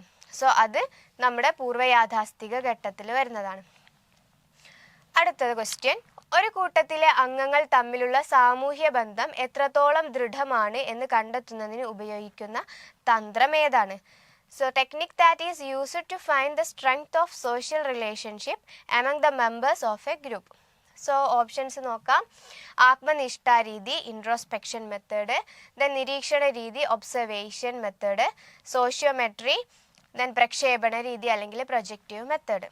സോ നമുക്ക് ക്വസ്റ്റ്യൻ കാണുമ്പോൾ തന്നെ നമ്മൾ അണ്ടർലൈൻ ചെയ്ത് വെക്കണം, സാമൂഹ്യ ബന്ധമാണ് നമുക്ക് കണ്ടെത്തേണ്ടത് അല്ലേ. സ്വാഭാവികമായിട്ടും ആൻസർ സോഷ്യോമെട്രി. നമുക്കറിയാം സാമൂഹ്യപരമായിട്ടുള്ള ഒരാളുടെ എല്ലാ കാര്യങ്ങളും ഒരു ക്ലാസ് റൂമിലാണ് നമ്മൾ പൊതുവെ പറയുക, കണ്ടെത്താനും വേണ്ടിയിട്ട് ഉപയോഗിക്കുന്നതാണ് സോഷ്യോമെട്രി. ഇനി ഇൻട്രോസ്പെക്ഷൻ മെത്തേഡ് അല്ലെങ്കിൽ ആത്മനിഷ്ഠ രീതി എന്ന് പറഞ്ഞിട്ടുണ്ടെങ്കിൽ സ്വയം പരിശോധിക്കുക, ഞാൻ എത്രത്തോളം മികച്ച് നിൽക്കുന്നുണ്ട്, ഞാൻ എത്രത്തോളം ബാക്ക്വേർഡ് ആണ് എന്നൊക്കെ പരിശോധിക്കുന്നതാണ് നമ്മുടെ ആത്മനിഷ്ഠ രീതി. എൻ്റെ മേന്മകളും അല്ലെങ്കിൽ എൻ്റെ മേന്മകളും പോരായ്മകളും ഞാൻ തന്നെ മനസ്സിലാക്കുക. ഓക്കെ, ആത്മനിഷ്ഠം, നമ്മൾ ആത്മത്തിലോട്ട് തിരിയുക. ദെൻ അടുത്തത് നിരീക്ഷണ രീതി. ഒന്നുമില്ല, നിരീക്ഷണ രീതി എന്ന് പറഞ്ഞിട്ടുണ്ട് നമ്മൾ ഒബ്സേർവ് ചെയ്യുക, ഒരാളുടെ ക്യാരക്ടർ മനസ്സിലാക്കണമെങ്കിൽ നമ്മൾ അയാളെ ഒബ്സേർവ് ചെയ്തിട്ട് ചെയ്യുന്നതാണ് നിരീക്ഷണ രീതി. ദെൻ പ്രക്ഷേപണ രീതി. പ്രക്ഷേപണ രീതി എന്ന് പറഞ്ഞാൽ നമുക്ക് കുറച്ച് ടെസ്റ്റുകളുണ്ട് അല്ലേ, റോഷ സിംഗുബോൾ ടെസ്റ്റ്, പിന്നെ സാറ്റ്, മാറ്റ്, വാറ്റ് എന്നൊക്കെ പറഞ്ഞിട്ട് കുറച്ച് ടെസ്റ്റുകളുണ്ട്. അത്തരത്തിൽ ശോധകങ്ങൾ, ടെസ്റ്റുകൾ വെച്ചിട്ട് ചെയ്യുന്നതാണ് നമ്മുടെ പ്രൊജക്റ്റീവ് മെത്തേഡ്സ്. സോ ഓക്കെ, നമുക്ക് സാമൂഹ്യപരമായിട്ടുള്ള ഒന്ന് ക്വസ്റ്റ്യനിൽ കണ്ടാൽ അപ്പോൾ ഉറപ്പിക്കുക എന്താണ് സോഷ്യോമെട്രി ആണ് എന്നുള്ളത് ഉറപ്പിക്കുക. നെക്സ്റ്റ് ക്വസ്റ്റ്യൻ, ഡിസ്ലെക്സിയ എന്നത് പ്രധാനമായും ഏത് പരിമിതിയുമായി ബന്ധപ്പെട്ടിരിക്കുന്നു? Dyslexia is associated mainly with which disability? Okay, ഇയാളെ കാണാതെ നമ്മുടെ കേട്ടച്ചിന് എന്ത് ചെയ്യില്ല, ഉറക്കം വരില്ല അല്ലേ. ഡിസ്ലെക്സിയ, ഡിസ്ഗ്രാഫിയ, ഡിസ്പ്രാക്സിയ, എന്തായാലും ഒരു ഡിസ് ഒരു ക്വസ്റ്റ്യൻ പേപ്പറിൽ ഷുവറാണ്. ഓക്കെ, സോ അത് ഏത് വൈകല്യമാണ് എന്നാണ്, കേൾവിയാണോ, വായനയാണോ, എഴുത്താണോ, മുകളിൽ പറഞ്ഞവയെല്ലാമാണോ? സോ ഡിസ്ലെക്സിയ എന്ന് പറഞ്ഞിട്ടുണ്ടെങ്കിൽ ഏതാണ്, വായന വൈകല്യം അല്ലെങ്കിൽ റീഡിങ് ഡിസബിലിറ്റി ആണ്. ഇനി കേൾവിക്ക് നമ്മൾ പ്രത്യേകിച്ച് പേരൊന്നും നമുക്ക് പഠിക്കാനില്ല, പക്ഷേ എഴുത്താണെങ്കിൽ നമുക്കറിയാം അതിൻ്റെ പേരാണ് എന്ത്, ഡിസ്ഗ്രാഫിയ എന്ന് പറയും. Okay, dysgraphia. അത് ഞാൻ സാധാരണ പറയാറ് ഗ്രാഫ് എങ്ങനെയാണ് നമ്മൾ വരക്കാറാണല്ലോ, അപ്പോൾ അതെന്താണ് എഴുത്തുമായി ബന്ധപ്പെട്ടിട്ടുള്ള വൈകല്യമാണ് എന്ന് ഓർമ്മിച്ച് വെക്കുക. ഓക്കെ, അതാണ് എഴുത്തുമായി ബന്ധപ്പെട്ടിട്ടുള്ളതാണ് ഡിസ്ഗ്രാഫിയ. പിന്നെ ഓട്ടോമാറ്റിക് ആയിട്ട് എന്താ ലെക്സിയ എന്ന് പറഞ്ഞിട്ടുണ്ടെങ്കിൽ വായനയാണ്, ഏതെങ്കിലും ഒന്ന് പഠിച്ചു വെക്കുക. ഓക്കെ, പിന്നെ ഡിസ്പ്രാക്സിയ ഉണ്ട്. ഡിസ്പ്രാക്സിയ എന്ന് പറഞ്ഞിട്ടുണ്ടെങ്കിൽ നമ്മളെ കോർഡിനേഷൻ, മൂവ്മെൻ്റ് ആയിട്ട് ബന്ധപ്പെട്ടിട്ടുള്ള ഡിസബിലിറ്റിയാണ് ഡിസ്പ്രാക്സിയ.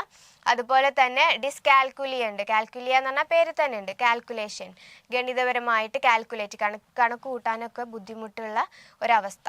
ഓക്കെ, അതാണ് ഡിസ്കാൽക്കുലിയ. നെക്സ്റ്റ് ക്വസ്റ്റ്യൻ, ശേഖർ അടങ്ങിയിരിക്കാത്ത പ്രകൃതക്കാരനാണ്. അവൻ അധ്യാപകന്റെ വാക്കുകൾ ഒരിക്കലും ശ്രദ്ധിക്കുകയില്ല. ചിലപ്പോൾ ക്ലാസ് നടക്കുന്ന നേരം സീറ്റിൽ നിന്ന് മാറി നിന്ന് മറ്റു കുട്ടികളുടെ നേർക്ക് പേപ്പർ വിമാനം പറത്തും. ഓക്കെ, ശേഖറിന്റെ എന്തു പ്രശ്നത്തെയാണ് ഇത് സൂചിപ്പിക്കുന്നത്? So Shekhar is a naughty boy. He never listened to the teacher's words. Sometimes he jumps out of his seat and throws paper plane to other children while the class is going on. This problem of Shekhar is an incident of. അപ്പോൾ നമുക്ക് കുട്ടികളിൽ കാണപ്പെടുന്ന കുറച്ച് പെരുമാറ്റ വൈകല്യം അല്ലെങ്കിൽ എന്താ പറയുക ഡിസബിലിറ്റികളെ കുറിച്ചിട്ട് പഠിക്കാനുള്ളൊരു ഭാഗമുണ്ട്. സോ ആ ഭാഗത്തു നിന്ന് ഡിസ്ലെക്സിയ ആ ഭാഗം വന്നു, അതുപോലെ തന്നെയുള്ളൊരു ഭാഗമാണ് ഇതും. സോ ഓപ്ഷൻസ് നോക്കാം. അറ്റൻഷൻ ഡിസോർഡർ, രണ്ടാമത്തേത് maladjustment disorder, option C hyperactivity disorder, option D attention deficiency hyperactivity disorder. So ഓട്ടോമാറ്റിക്കായിട്ട് ആൻസർ ഓപ്ഷൻ ഡി ആണ്. ഓക്കെ, നമുക്ക് ക്വസ്റ്റ്യനിലോട്ട് ഒന്നുകൂടി നോക്കാം. അതായത് ചിലവർക്ക് പറ്റുന്ന തെറ്റാണ്, ആൻസർ കാണുമ്പോൾ അല്ല ഓപ്ഷൻസ് കാണുമ്പോൾ തന്നെ അറ്റൻഷൻ ഡിസോർഡർ എന്ന് കൊടുക്കും. കാരണം കുട്ടി ക്ലാസ്സിൽ എന്ത് ചെയ്യുന്നില്ല, ശ്രദ്ധിക്കുന്നില്ല എന്ന് ആദ്യം ക്വസ്റ്റ്യനിൽ പറഞ്ഞിട്ടുണ്ടല്ലോ. അപ്പോൾ ആദ്യം പോയിട്ട് എന്ത് ചെയ്യും, ഇയാളെ പോയിട്ട് ബബിൾ ചെയ്യും. പക്ഷേ ക്വസ്റ്റ്യൻ ഒന്നുകൂടി വായിക്കുമ്പോൾ നമുക്ക് മനസ്സിലാവും എന്താണ്, out of his seat and throws paper plane അല്ലേ. കുട്ടി ക്ലാസ്സോ ശ്രദ്ധിക്കുന്നില്ല, സീറ്റിലിരിക്കാണ്ട് ബാക്കിയുള്ളവരുടെ നേരെ വിമാനം പറത്തുന്നുണ്ടോ. അപ്പോൾ എന്താണ്, കുട്ടിക്ക് ശ്രദ്ധയില്ല. അതുപോലെ ഹൈപ്പർ ആക്ടിവിറ്റി അല്ലേ, ഇത്തരം കുട്ടികൾ അടങ്ങിയിരിക്കൂല, അവർക്ക് അത് അവരുടെ ഒരു ബിഹേവിയറാണ്, അവർക്ക് അടങ്ങിയിരിക്കാൻ കഴിയൂല, ഇവർ സീറ്റിൽ നിന്ന് എപ്പോഴും എണീറ്റ് പോയിക്കൊണ്ടിരിക്കും. അപ്പോൾ ഇതാണ് ഹൈപ്പർ ആക്ടിവിറ്റി ഡിസോർഡർ. അപ്പോൾ അതുകൊണ്ടാണ് ഓപ്ഷൻ ഡി വന്നത് കേട്ടോ. അപ്പോൾ അറ്റൻഷൻ ഡിസോർഡർ കാണുമ്പോൾ പോയിട്ട് ബബിൾ ചെയ്യരുത്, നാലും വായിച്ചിട്ട് തന്നെ ബബിൾ ചെയ്യാം. ഓക്കെ, നമ്മൾ ഇതിനെ ADHD എന്ന് ഷോർട്ടാക്കി പറയും. ഓക്കെ, ADHD എന്ന് പറയും, attention deficiency hyperactivity disorder. Okay, ഇത്തരം കുട്ടികൾക്ക് എന്താണ്, സീറ്റിൽ അധികം നേരം ഇരിക്കാൻ കഴിയൂല. ഈ ടീച്ചർ ക്ലാസ് എടുക്കുമ്പോൾ തന്നെ ഒന്നുമില്ല, ചിലപ്പോൾ ഈ കുട്ടികൾ വെറുതെ നീറ്റ് നിന്നിട്ട് അങ്ങോട്ടും ഇങ്ങോട്ടൊക്കെ നോക്കിയിട്ട് ഇരിക്കും. ഓക്കെ, അത്തരം കുട്ടികളാണ് ഈ കാറ്റഗറിയിൽ പെടാം. സോ അടുത്ത ക്വസ്റ്റ്യൻ, ബുദ്ധിയുമായി ബന്ധപ്പെടുത്തി ചാൾസ് പിയർമാൻ്റെ ദ്വിഘടക സിദ്ധാന്തത്തിലെ രണ്ട് ഘടകങ്ങൾ ഏതെല്ലാമാണ്?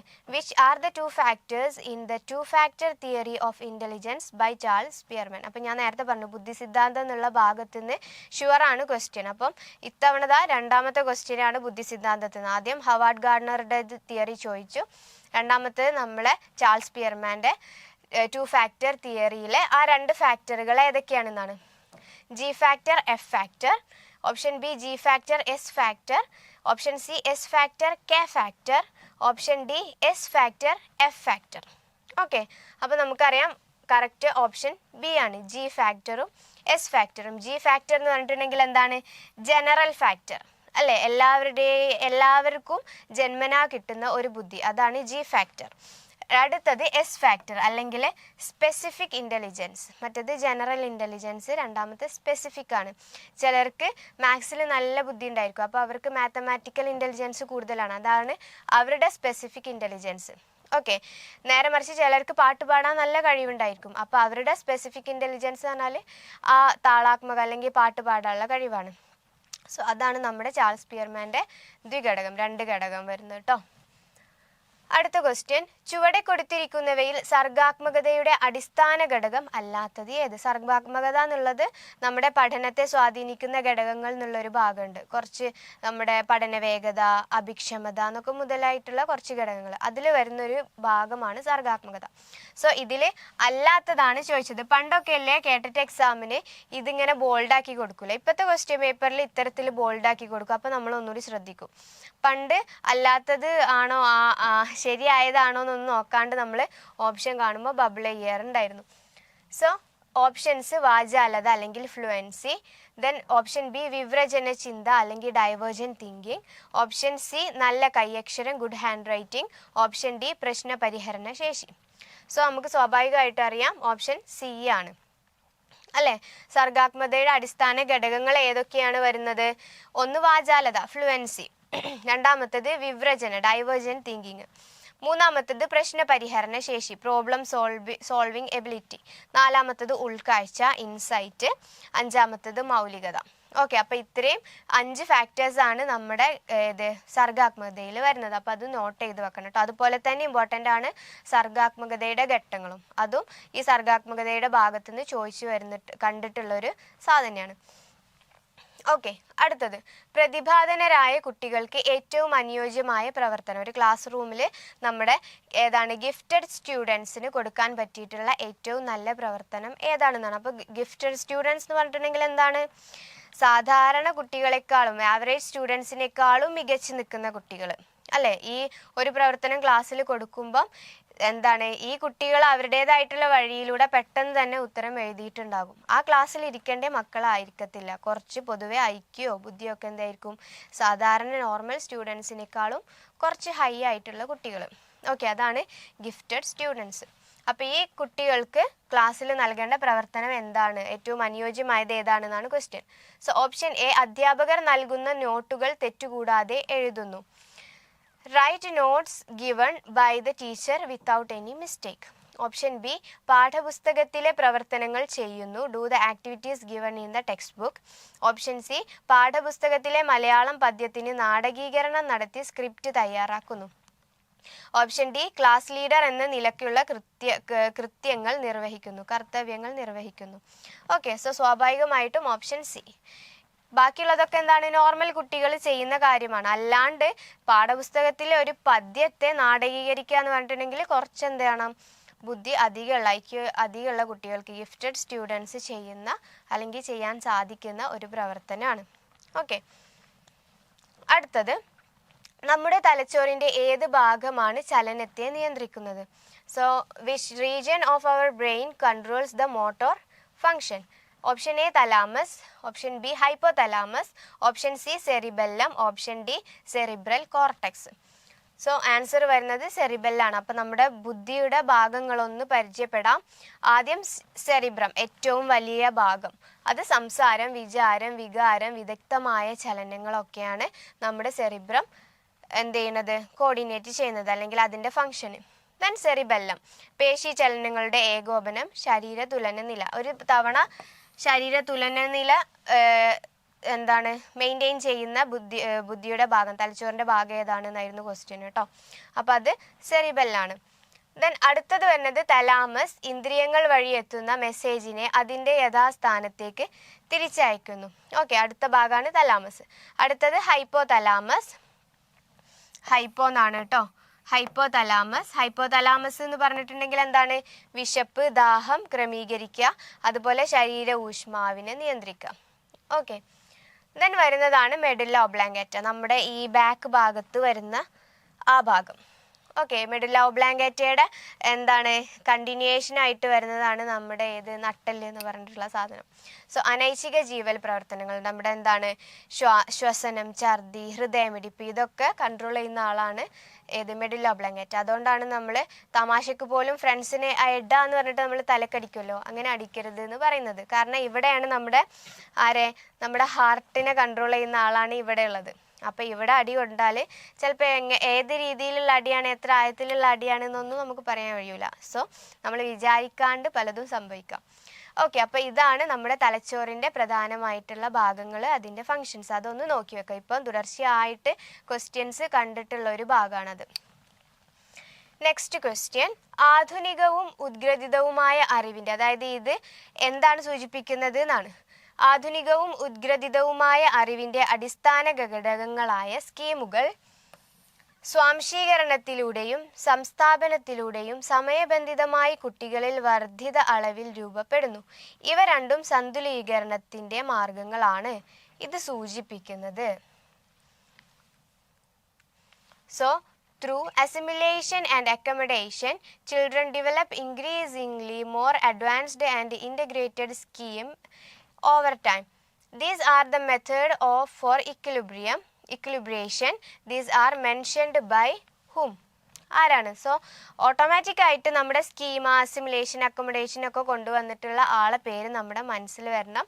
സ്കിന്നർ ആണോ, പിയാഷെ ആണോ, ബ്രൂണർ ആണോ, അതോ ഗാഗ്നെ ആണോ എന്നുള്ളത് മനസ്സിൽ വരണം. ആരാണ് കറക്റ്റ് ആൻസർ? യങ് പിയാഷെ അല്ലെങ്കിൽ ജീൻ പിയാഷെ. ഓക്കെ, നമ്മുടെ സ്കീമ, അസിമുലേഷൻ, അക്കോമഡേഷനോ ഇക്വിലിബ്രിയം ഒക്കെ പറഞ്ഞിട്ടുള്ള ആളാണ് എന്ത്? പിയാഷെ. എന്താണ്? ഒന്നുമില്ല, കുട്ടിയിൽ നിലനിൽക്കുന്ന അറിവാണ് സ്കീമ, അല്ലേ? ഞാൻ എപ്പോഴും പറയുന്ന ഒരു എക്സാമ്പിളാണ് ഏതാണ്, ഒരു കുളമുണ്ട്, ആ കുളത്തിൽ കുറേ മീനുണ്ട് എന്നുള്ളത് കുട്ടിയിലുള്ളൊരു അറിവാണ്. ഓക്കെ, അതാണ് കുട്ടിയിലെ സ്കീമ. സോ കുട്ടി കുളത്തിൻ്റെ അടുത്ത് നിൽക്കുമ്പോൾ എന്താണ്, ഒരു തവള കുളത്തിൻ്റെ ഉള്ളിലോട്ട് ചാടുന്നത് കുട്ടി കണ്ടു. അപ്പോൾ കുട്ടിയുടെ ബ്രെയിനിൽ എന്ത് ചെയ്തു, ഒരു ഇക്വിലിബ്രിയം ഡിസോർഡറായി. അയ്യോ, കുളത്തിൽ മീൻ മാത്രമല്ലേ വസിക്കുന്നത്, ഇപ്പം എന്താ തവള അതിൻ്റെ ഉള്ളിലോട്ട് പോയത് എന്നൊരു ഡിസോർഡർ വന്നു. ഓക്കെ, സോ അതാണ് അസിമുലേഷൻ.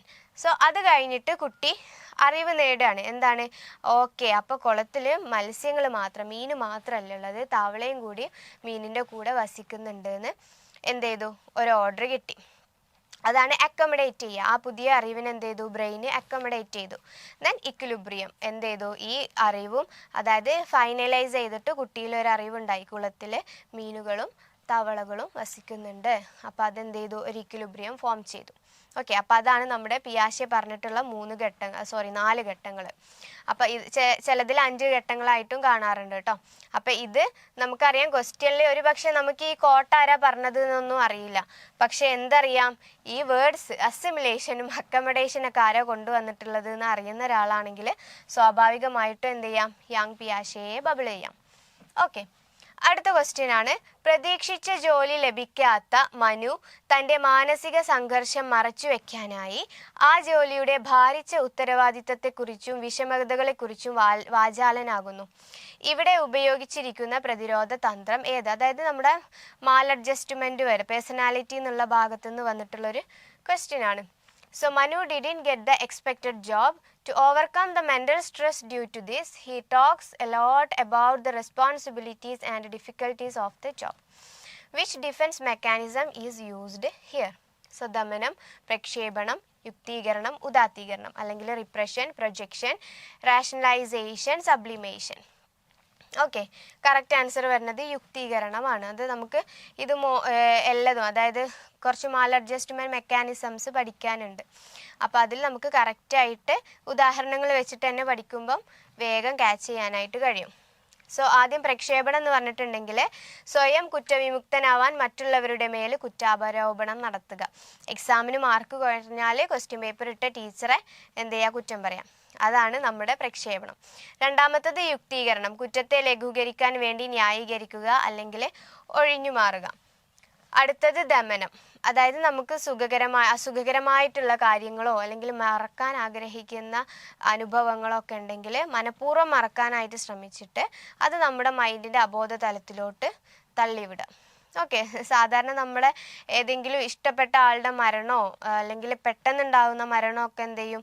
നമ്മൾ കുറേ കഴിയുമ്പം ഇനിയും അതിങ്ങനെ ആലോചിക്കേണ്ട, അത് മറക്കാന്ന് പറഞ്ഞിട്ട് നമ്മൾ മനഃപൂർവ്വം മറക്കാനായിട്ട് ആഗ്രഹിക്കുന്ന കാര്യങ്ങളൊക്കെ നമ്മൾ പിറകോട്ട് അബോധ തലത്തിലോട്ട് തള്ളിവിടുന്ന ഒരു പ്രോസസ്സാണ് ദമനം അല്ലെങ്കിൽ റിപ്രഷൻ എന്ന് പറയും കേട്ടോ. ഓക്കെ, സോ അടുത്തത് ഉദാത്തീകരണം. ഉദാത്തീകരണം എന്ന് പറഞ്ഞിട്ടുണ്ടെങ്കിൽ പൂർത്തീകരിക്കാനാവാത്ത ആഗ്രഹങ്ങൾ മറ്റൊരു വിധത്തിൽ അല്ലെങ്കിൽ സാമൂഹിക അംഗീകാരമുള്ള പാതയിലേക്ക് തിരിച്ചുവിടുക. ഒന്നുമില്ല, ഇപ്പോൾ കുട്ടികളില്ലാത്തൊരു കപ്പിളാണെന്നുണ്ടെങ്കിൽ അവരെന്ത് ചെയ്യുക? അനാഥാലയം, സമൂഹത്തിന് വേണ്ടിയിട്ട് ഒരു അനാഥാലയം പണിയാം. അത്തരത്തിലുള്ള കാര്യങ്ങളൊക്കെ ചെയ്യുന്നതാണ് ഉദാത്തീകരണത്തിൽ വരിക. അവർക്ക് കിട്ടാത്തത്, നല്ല പോസിറ്റീവ് മൈൻഡുള്ള ആൾക്കാരുടെ പരിപാടിയാണ്, അവർക്ക് കിട്ടാത്തത് മറ്റൊരു കാര്യത്തിൽ പോസിറ്റീവായിട്ട് വെക്കാം. ഓക്കെ, അതാണ് ഉദാത്തീകരണത്തിൽ വരുന്നത്. So next question. ചില രക്ഷിതാക്കൾ കുട്ടികൾ അപകടത്തിൽ അല്ലെങ്കിൽ അപായത്തിൽ പെടുമെന്ന് പേടിച്ച് അവരെ ഒരു പ്രവൃത്തിയും സ്വന്തമായി നിർവഹിക്കാൻ സമ്മതിക്കില്ല. മറിച്ച് ആ പ്രവൃത്തി അവർ കുട്ടിക്ക് വേണ്ടി ചെയ്യും. ഇവിടെ കുട്ടിയിൽ വളർന്നു വരേണ്ട എന്തു ഗുണമാണ് തകർക്കപ്പെടുന്നത്? So some parents in the fear of danger or accident do not let their children to do any work by themselves. ഒറ്റയ്ക്ക് ചെയ്യാനായിട്ട് സമ്മതിക്കത്തില്ല. They will do the work for the child, development of which quality of the child is hampered here. Okay, so options നോക്കുകയാണെങ്കിൽ option A സ്വയം സ്വാതന്ത്ര്യം അല്ലെങ്കിൽ self independence, then B അറിയാനുള്ള ആഗ്രഹം curiosity, option C സ്വയം പഠനം അല്ലെങ്കിൽ സെൽഫ് ലേണിംഗ്, ഓപ്ഷൻ ഡി പ്രവർത്തനത്തിലൂടെ പഠിക്കൽ അല്ലെങ്കിൽ learning by doing. Okay, so answer വരുന്നത് സ്വയം സ്വാതന്ത്ര്യം. ഓക്കെ, നമുക്ക് എന്താണ് ഇതും അറിയാനുള്ള ആഗ്രഹവും സ്വയം പഠനവും പ്രവർത്തനത്തിലൂടെയുള്ള പഠനമൊക്കെ ആൻസർ ആയിട്ട് തോന്നും. പക്ഷെ ഇത് മൂന്നും കംപ്ലീറ്റ് ആവൽ എപ്പോഴാണ്? കുട്ടിക്ക് സ്വയം സ്വാതന്ത്ര്യം കിട്ടുമ്പോഴല്ലേ. അതുകൊണ്ടാണ് ഇത് ആൻസർ ആയിട്ട് വന്നിട്ടുള്ളത്. ഓക്കെ, ആരും തെറ്റ് ധരിക്കരുത്, ഇതല്ല ആൻസർ എന്ന് ചോദിച്ചിട്ട് കൺഫ്യൂഷൻ ആവണ്ട. ഇത് മൂന്നും ലഭിക്കണമെങ്കിൽ എന്ത് ചെയ്യണം? കുട്ടിക്ക് സ്വയം സ്വാതന്ത്ര്യം ലഭിക്കണം. അതുകൊണ്ടാണ് ഇത് ആൻസർ ആയിട്ട് വന്നത് കേട്ടോ. സോ നെക്സ്റ്റ് ക്വസ്റ്റ്യൻ, അബ്രഹാം മാസ്ലോയുടെ ആവശ്യങ്ങളുടെ ശ്രേണിയിൽ ഏറ്റവും ഉയർന്ന തലത്തിലുള്ളത് ചുവടെ കൊടുത്തിരിക്കുന്നവയിൽ ഏതാണ്? ഏറ്റവും ഹൈ പൊസിഷനിലുള്ളതാ ചോദിച്ചത്. Which of the following is the topmost need in the hierarchy of needs proposed by Abraham Maslow? So options: ഒന്ന് ആത്മസാക്ഷാത്കാരം, സെൽഫ് ആക്ച്വലൈസേഷൻ. ഓപ്ഷൻ ബി ആദരിക്കപ്പെടാനുള്ള ആഗ്രഹം, എസ്റ്റീം നീഡ്സ്. ഓപ്ഷൻ സി സുരക്ഷിതത്വ ആവശ്യം, സേഫ്റ്റി നീഡ്സ്. ഓപ്ഷൻ ഡി ശാരീരിക ആവശ്യം. സ്വാഭാവികമായിട്ട് pyramid അറിയുന്നവർക്ക് അറിയാം, ആത്മസാക്ഷാത്കാരം, ഒരാൾ ജീവിച്ചിരിക്കുന്നതിൻ്റെ ഏറ്റവും ടോപ്പായിട്ടുള്ള ലെവൽ ആത്മസാക്ഷാത്കാരം, താൻ എന്തിനാണ് ജീവിക്കുന്നത് എന്നുള്ള ആ ഒരു ലക്ഷ്യം ഉണ്ടാവുമല്ലോ, അത് നേടിക്കഴിയുന്ന ആ ലെവൽ. ഓക്കെ, സോ പിരമിഡ് നോക്കുകയാണെങ്കിൽ നമുക്ക് അറിയാം, ആദ്യത്തത് ഫിസിയോളജിക്കൽ നീഡ്, അതായത് എയർ, വാട്ടർ, ഫുഡ്, ഷെൽട്ടർ, ഇത്തരത്തിൽ ഡ്രസ്സസ്, അങ്ങനത്തെ കാര്യങ്ങൾ നമുക്ക് ഫിസിക്കലി വേണ്ടിയിട്ടുള്ള ഏറ്റവും ബേസായിട്ട് വേണ്ടിയിട്ടുള്ള കാര്യങ്ങൾ എന്തൊക്കെയാണോ അതാണ് ഫിസിയോളജിക്കൽ നീഡ്സ്. അതാണ് ഇദ്ദേഹത്തിൻ്റെ പിരമിഡിൻ്റെ ഏറ്റവും താഴെത്തട്ടിൽ വരുന്നത്. ദെൻ അതിൻ്റെ മുകളിൽ സേഫ്റ്റി നീഡ്സ്, അതായത് വീടും പാർപ്പിടമൊക്കെ ആയി ഇനി എന്ത് ചെയ്യണം, ഒരു സേഫ്റ്റി, ഒരു സുരക്ഷിതത്വ ബോധം വരണം. സോ അതിന് വേണ്ടിയിട്ട് പേഴ്സണൽ സെക്യൂരിറ്റി, എംപ്ലോയ്മെൻറ്റ്, ഒരു ജോലി വേണം, റിസോഴ്സസ് വേണം, ഹെൽത്ത് വേണം, പ്രോപ്പർട്ടി വേണം, അങ്ങനെയൊക്കെ വരുന്നതാണ് നമ്മുടെ safety need. Then love and belongings, അല്ലേ, സേഫ്റ്റി ആയി, ജോബായി, കാര്യങ്ങളൊക്കെ ആയി, ഇനി കുറച്ച് സ്നേഹം കിട്ടണം, അല്ലേ. അപ്പം അതിന് വേണ്ടിയിട്ട് ഫ്രണ്ട്ഷിപ്പ് ഉണ്ടാകും, ഇൻറ്റിമസി ഉണ്ടാകും, ഫാമിലി ഉണ്ടാകും, സെൻസ് ഓഫ് കണക്ഷൻ, ബന്ധമൊക്കെ ഉണ്ടായി തുടങ്ങുന്ന ആ ഒരു മൂന്നാമത്തെ ലെവൽ. ദെൻ എസ്റ്റീം എന്ന് പറഞ്ഞാൽ മറ്റുള്ളവർ, നമ്മളൊരു പൊസിഷനിൽ എത്തിക്കഴിഞ്ഞിട്ട് മറ്റുള്ളവരുടെ കയ്യിൽ നിന്ന് നമുക്ക് ലഭിക്കുന്ന ഒരു റെസ്പെക്റ്റ്. ഓക്കെ, അത്തരത്തിലുള്ള ലെവലാണ് എസ്റ്റീം. അതുപോലെ റെക്കഗ്നീഷൻ, ഞാൻ ആരാണെന്നുള്ള, ഇപ്പം ഞാൻ ടീച്ചറാണ് എന്നെ ബാക്കിയുള്ളവർ തിരിച്ചറിയുമ്പോൾ എനിക്ക് കിട്ടുന്ന ഒരു അഭിമാനം. ഓക്കെ, അതാണ് ഈ എസ്റ്റീം എന്ന് പറഞ്ഞിട്ടുള്ള സംഭവം. Then self actualization, desire to become the most that one can be, എനിക്ക് എത്താൻ കഴിയുന്ന, sky is not your limit എന്ന് പറയും, അല്ലേ. അതുമല്ല നമ്മുടെ ലിമിറ്റ് എന്തായിരിക്കണം, നമ്മുടെ സ്പേസ് ആയിരിക്കണം, ശൂന്യാകാശമായിരിക്കണം. അതായത് ലിമിറ്റ് ഉണ്ടാവാൻ പാടില്ല. ഒരാൾക്ക് എത്തിപ്പെടാൻ കഴിയുന്ന ഏറ്റവും മോസ്റ്റ് ലെവലിൽ എത്തുന്നതിനെയാണ് നമ്മൾ സെൽഫ് ആക്ച്വലൈസേഷൻ എന്ന് പറയുന്നത്. സോ അതായിരുന്നു ക്വസ്റ്റ്യൻ, ഏറ്റവും ഉയർന്ന തലത്തിലുള്ള ലെവൽ ഏതാണെന്നാണ് ക്വസ്റ്റ്യൻ. ഓക്കെ, അടുത്തത് ക്വസ്റ്റ്യൻ, ശിശുക്കളുടെ വികാരങ്ങളുമായി ബന്ധപ്പെട്ട് തെറ്റായ പ്രസ്താവന ഏത്? Which of the following is A wrong statement regarding emotions of children? Okay, so option A വികാരങ്ങൾ തീവ്രമാണ്, കറക്റ്റ് അല്ലേ. കുട്ടികൾ കരയാണെങ്കിൽ ഭയങ്കര കരച്ചിലായിരിക്കും, ചിരിക്കുകയാണെങ്കിൽ ഭയങ്കര ചിരിയായിരിക്കും, അതാണ് emotions are intense. Then option B വികാരങ്ങൾ അല്പായുസുള്ളതാണ്.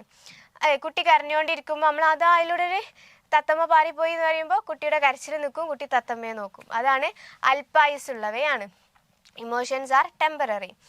ദെൻ ഓപ്ഷൻ സി വികാര പ്രകടനം കൂടെ കൂടെ ഉണ്ടാകുന്നു, അല്ലേ. കരയുന്ന കുട്ടി പിന്നെ വേറെ സന്ദർഭം വരുമ്പോൾ കരയും, ചിരിക്കുന്ന കുട്ടി പിന്നെയും വേറെ സന്ദർഭം വരുമ്പോൾ ചിരിക്കും, അതാണ് കൂടെ കൂടെ. അതായത് ഒരു വികാരം എന്ത് ചെയ്യുക, സ്ഥിരമായിട്ട് നിലനിൽക്കത്തില്ല. ഓക്കെ, അപ്പം കറക്റ്റ് ആൻസർ വരുന്നത് ഏതാണ്? ഓപ്ഷൻ ഡി വികാരങ്ങൾ സ്ഥിരമാണ്. ഒരു വികാരം കുട്ടികൾ എപ്പോഴും ഒരു കുട്ടി ഇങ്ങനെ ചിരിച്ചുകൊണ്ടേയിരിക്കുമോ? ഇല്ലല്ലോ, കുട്ടികൾ വികാരം മാറിക്കൊണ്ടേയിരിക്കും. അപ്പോൾ കറക്റ്റ് ആൻസർ ആയിട്ട് നമ്മളോട് അല്ലാത്തതല്ലേ ചോദിച്ചത്, അപ്പോൾ വികാരങ്ങൾ സ്ഥിരമാണെന്നുള്ളതാണ് കറക്റ്റ് ആൻസർ. സോ അടുത്ത ക്വസ്റ്റ്യൻ, സ്കൂൾ തുറന്ന ദിവസം തന്നെ അജിത ടീച്ചർ കുട്ടികളോട് അവരെക്കുറിച്ച് 5 അതിൽ കൂടുതലോ വാക്യങ്ങൾ എഴുതാൻ പറഞ്ഞു. ടീച്ചർ ഈ പ്രവർത്തനം നൽകിയത് എന്തിനാണ്? So on the first day of the school itself, Ajita teacher asked the students to write 5 or more sentences about themselves. Teacher gave this activity for what? Option A, കുട്ടികളുടെ താമസ പ്രദേശം അറിയാൻ വേണ്ടി, to know the residential area of students. Option B, കുട്ടികളുടെ രക്ഷിതാക്കളെ കുറിച്ച് അറിയാൻ വേണ്ടി. ഓപ്ഷൻ സി, എഴുതുമ്പോഴുള്ള അക്ഷരത്തെറ്റ് മനസ്സിലാക്കാൻ വേണ്ടി. ഓപ്ഷൻ ഡി, കുട്ടിയുടെ സാമൂഹ്യ പശ്ചാത്തലം, കുട്ടിയുടെ പ്രവേശിത നിലവാരം എന്നിവ മനസ്സിലാക്കാൻ വേണ്ടി. സോ നമുക്കറിയാം, ഇത്തരത്തിൽ അപ്ലിക്കേഷണൽ ലെവൽ ക്വസ്റ്റ്യൻസ് വരുമ്പോൾ ഏറ്റവും ഏതാണോ ആപ്റ്റ് ആയിട്ട് തോന്നുന്നത് അതായിരിക്കും ആൻസർ, അല്ലേ. സ്വാഭാവികമായിട്ടും ഓപ്ഷൻ ഡി ആണ് കറക്റ്റ് ആൻസർ. നെക്സ്റ്റ് ക്വസ്റ്റ്യൻ, പ്രത്യേക പരിഗണന അർഹിക്കുന്ന കുട്ടികളുടെ വിദ്യാഭ്യാസം ലഭ്യമാക്കേണ്ടത്. Education of children with special needs should be provided. എവിടെയാണ് കൊടുക്കേണ്ടതെന്നാണ്. ഓപ്ഷൻ എ, സ്പെഷ്യൽ സ്കൂളുകളിൽ മാത്രം. ഓപ്ഷൻ ബി ജനറൽ സ്കൂളുകളിൽ സ്പെഷ്യൽ അധ്യാപകരെ ഉപയോഗിച്ച്. ഓപ്ഷൻ സി സ്പെഷ്യൽ സ്കൂളുകളിൽ ജനറൽ സ്കൂളിലെ അധ്യാപകരെ ഉപയോഗിച്ച്. ഓപ്ഷൻ ഡി ജനറൽ സ്കൂളിലെ മറ്റു കുട്ടികളോടൊപ്പം ജനറൽ അധ്യാപകരെയും സ്പെഷ്യൽ അധ്യാപകരെയും ഉപയോഗിച്ച്. ഓക്കെ, ഫുൾ ഓപ്ഷൻ വായിച്ചിട്ടേ ബബിൾ ചെയ്യാൻ പറ്റുള്ളൂ. ഓപ്ഷൻ വായിച്ചിട്ട് ഇത് ബബിൾ ചെയ്യാൻ നിൽക്കരുത്, കാരണം ഇത് കറക്റ്റാണ് അല്ലേ. നമ്മുടെ ഇപ്പോഴത്തെ എഡ്യൂക്കേഷണൽ സിസ്റ്റം എങ്ങനെയാണ് പറയുന്നത്? നമ്മുടെ സാധാരണ കുട്ടികളുടെ ഇടയിൽ ഇരുന്നു കൊണ്ട് ഇവരുടെ ക്ലാസ് റൂമിൽ ഇവരുടെ ബെഞ്ചിൽ ഇരുന്നു കൊണ്ട് എന്ത് ചെയ്യണം? ഇവരെ സ്പെഷ്യൽ കുട്ടികളെയും പഠിപ്പിക്കണം. ഇതെന്ത് ചെയ്യുക? സാധാരണ ടീച്ചർ, അതാണ് ജനറൽ അധ്യാപിക ടീച്ചർ എന്ന് പറഞ്ഞത്. ജനറൽ ടീച്ചേഴ്സ് ക്ലാസ് എടുക്കുമ്പോൾ ഈ കുട്ടി ക്ലാസ്സിൽ ഉണ്ടാവണം. പിന്നെ എന്ത് ചെയ്യാം? ഈ കുട്ടിക്കും വേണ്ടിയിട്ട് എന്ത് ചെയ്യാം? സ്പെഷ്യൽ അധ്യാപകരെയും ഉപയോഗിക്കാം. ഓക്കെ, സോ കറക്റ്റ് ഓപ്ഷൻ വരുന്നത് ഏതാണ്? ജനറൽ സ്കൂളുകളിൽ മറ്റു കുട്ടികളോടൊപ്പം. ഇത് വളരെ ഇമ്പോർട്ടൻ്റ് ആണ് കേട്ടോ, കാരണം ഇത്തരത്തിലുള്ള കുട്ടികളെ മാത്രം മാറ്റി നിർത്തരുത് എന്നാണ് നമ്മുടെ ഇപ്പോഴത്തെ കോൺസെപ്റ്റ് അല്ലേ. സ്പെഷ്യൽ സ്കൂളുകൾ ആർക്കാണ്? ചെവി കേൾക്കാത്ത, കണ്ണ് കാണാത്ത ഈ കുട്ടികളെ എല്ലാ കുട്ടികളുടെയും കൂടെ കൊണ്ടിരുത്തിയിട്ട് കാര്യമില്ല. സോ അല്ലാണ്ട് കുട്ടികൾ ഉണ്ടാവില്ല. ഇപ്പം നമ്മൾ നേരത്തെ പറഞ്ഞ ഡിസ്ലെക്സിയ, ഡിസ്ഗ്രാഫിയ, അതുപോലെ ADHD, ഇത്തരം കുട്ടികളൊക്കെ എന്ത് ചെയ്യണം? നമ്മുടെ സാധാരണ കുട്ടികളുടെ കൂടെ ഇരുത്തിയിട്ട് തന്നെ പഠിപ്പിക്കണം. അതാണ് നമ്മുടെ ഇപ്പോഴത്തെ ഇൻക്ലൂസീവ് എഡ്യൂക്കേഷൻ അല്ലെങ്കിൽ ഇൻ്റഗ്രേറ്റഡ് എഡ്യൂക്കേഷൻ എന്നൊക്കെ പറയുന്നത്. സോ അതാണ് മറ്റു കുട്ടികളോട്, അത് VIP ആണ്, വെരി വെരി ഇമ്പോർട്ടൻറ്റ് പോയിൻ്റ് ആണ്. മറ്റു കുട്ടികളോടൊപ്പം സ്കൂളിലെ അധ്യാപികമാരും വേണം, അതുപോലെ സ്പെഷ്യൽ ടീച്ചേഴ്സ്, റിസോഴ്സ് അധ്യാപകർ എന്നും പറയും കേട്ടോ. ചിലപ്പോൾ ഓപ്ഷനിൽ റിസോഴ്സ് അധ്യാപകരാണെന്നുണ്ടെങ്കിൽ അന്തം വിട്ട് നിൽക്കരുത്. ആരാണ്? സ്പെഷ്യൽ അധ്യാപകർക്കാണ് റിസോഴ്സ് അധ്യാപകർ എന്ന് പറയാം. ഓക്കെ, അവരുടെയും കൂടെ ഇത്തരത്തിലാണ് അവരുടെ പഠനം സാധ്യമാക്കേണ്ടത്. So next question, Neha teacher 5 + 3 = 8 എന്ന ആശയവുമായി ബന്ധപ്പെടുത്തി വിവിധങ്ങളായ പ്രവർത്തനങ്ങൾ ക്ലാസ്സിൽ നൽകി. ഒടുവിൽ ഒരു കുട്ടി മിയ ചോദിച്ചു, എങ്കിൽ 8 - 3 = 5 അല്ലേ ടീച്ചർ എന്ന്. യാങ് പിയാഷെയുടെ വൈജ്ഞാനിക വികാസ ഘട്ടങ്ങൾ അനുസരിച്ച് മിയ ഇപ്പോൾ ഏത് ഘട്ടത്തിലാണുള്ളത്? പിയാഷെയുടെ വൈജ്ഞാനിക ഘട്ടങ്ങൾ നോക്കിയാൽ ഇന്ദ്രിയ ചാലഘട്ടം അല്ലെങ്കിൽ sensory motor stage. Option B പ്രാഗ് മനോവ്യാപാര ഘട്ടം അല്ലെങ്കിൽ pre operational stage. Option C മൂർത്ത മനോവ്യാപാര ഘട്ടം, കോൺക്രീറ്റ് ഓപ്പറേഷണൽ സ്റ്റേജ് അല്ലെങ്കിൽ മൂർത്ത ചിന്തന ഘട്ടം എന്നും പറയും കേട്ടോ. ഓപ്ഷൻ ഡി മുകളിലുള്ളവയെല്ലാം അല്ലെങ്കിൽ ഓൾ ദി അബവ്. സോ അറിയാവുന്ന പിയാഷെയുടെ ഘട്ടങ്ങൾ അറിയാവുന്ന ഒരു കുട്ടിക്ക് അറിയാം ഈ ഓപ്ഷൻ എന്താണ്? തെറ്റാണ്. മുകളിലുള്ളവയെല്ലാം എന്നുള്ളതല്ല. ഈ 3 ഓപ്ഷനിൽ ഏതോ ഒരു ഘട്ടത്തിലാണ് എന്നുള്ളത് ഇത്തരം പിയാഷെയുടെ ഘട്ടം പഠിച്ചൊരു കുട്ടിക്ക് പറയാൻ കഴിയും. അപ്പോൾ നമ്മുടെ കറക്റ്റ് ആൻസർ വരുന്നത് മൂർത്ത മനോവ്യാപാര ഘട്ടം അല്ലെങ്കിൽ കോൺക്രീറ്റ് ഓപ്പറേഷണൽ സ്റ്റേജ്. നമുക്ക് പിയാഷെയുടെ ഘട്ടങ്ങളൊന്ന് നോക്കാം. സോ നമുക്ക് പിയാഷെയുടെ വൈജ്ഞാനിക ഘട്ടങ്ങൾ നോക്കുകയാണെങ്കിൽ ഫസ്റ്റത്തത് നേരത്തെ പറഞ്ഞു സെൻസറി മോട്ടോർ സ്റ്റേജ് അല്ലെങ്കിൽ ഇന്ദ്രിയ ചാലക ഘട്ടം. സോ അതിൽ മെയിനായിട്ട് വരുന്നതാണ് ഒന്ന് ആബ്സെൻസ് ഓഫ് ലാംഗ്വേജ് അല്ലെ. കുഞ്ഞു മക്കളായിരിക്കുന്ന സമയത്താണ് എന്താണ് ഭാഷകളൊന്നും കാര്യമായിട്ടുണ്ടാകത്തില്ല. അതാണ് ആബ്സെൻസ് ഓഫ് ലാംഗ്വേജ്. അടുത്തത് വരുന്നതാണ് ഡിഫേർഡ് ഇമിറ്റേഷൻ.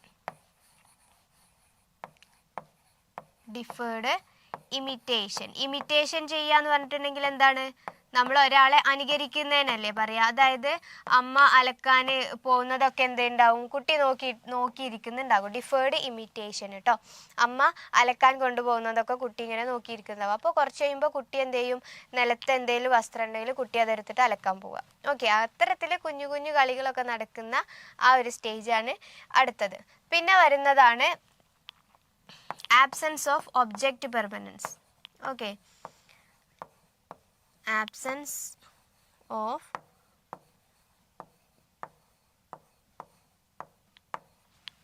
object permanence കേട്ടോ.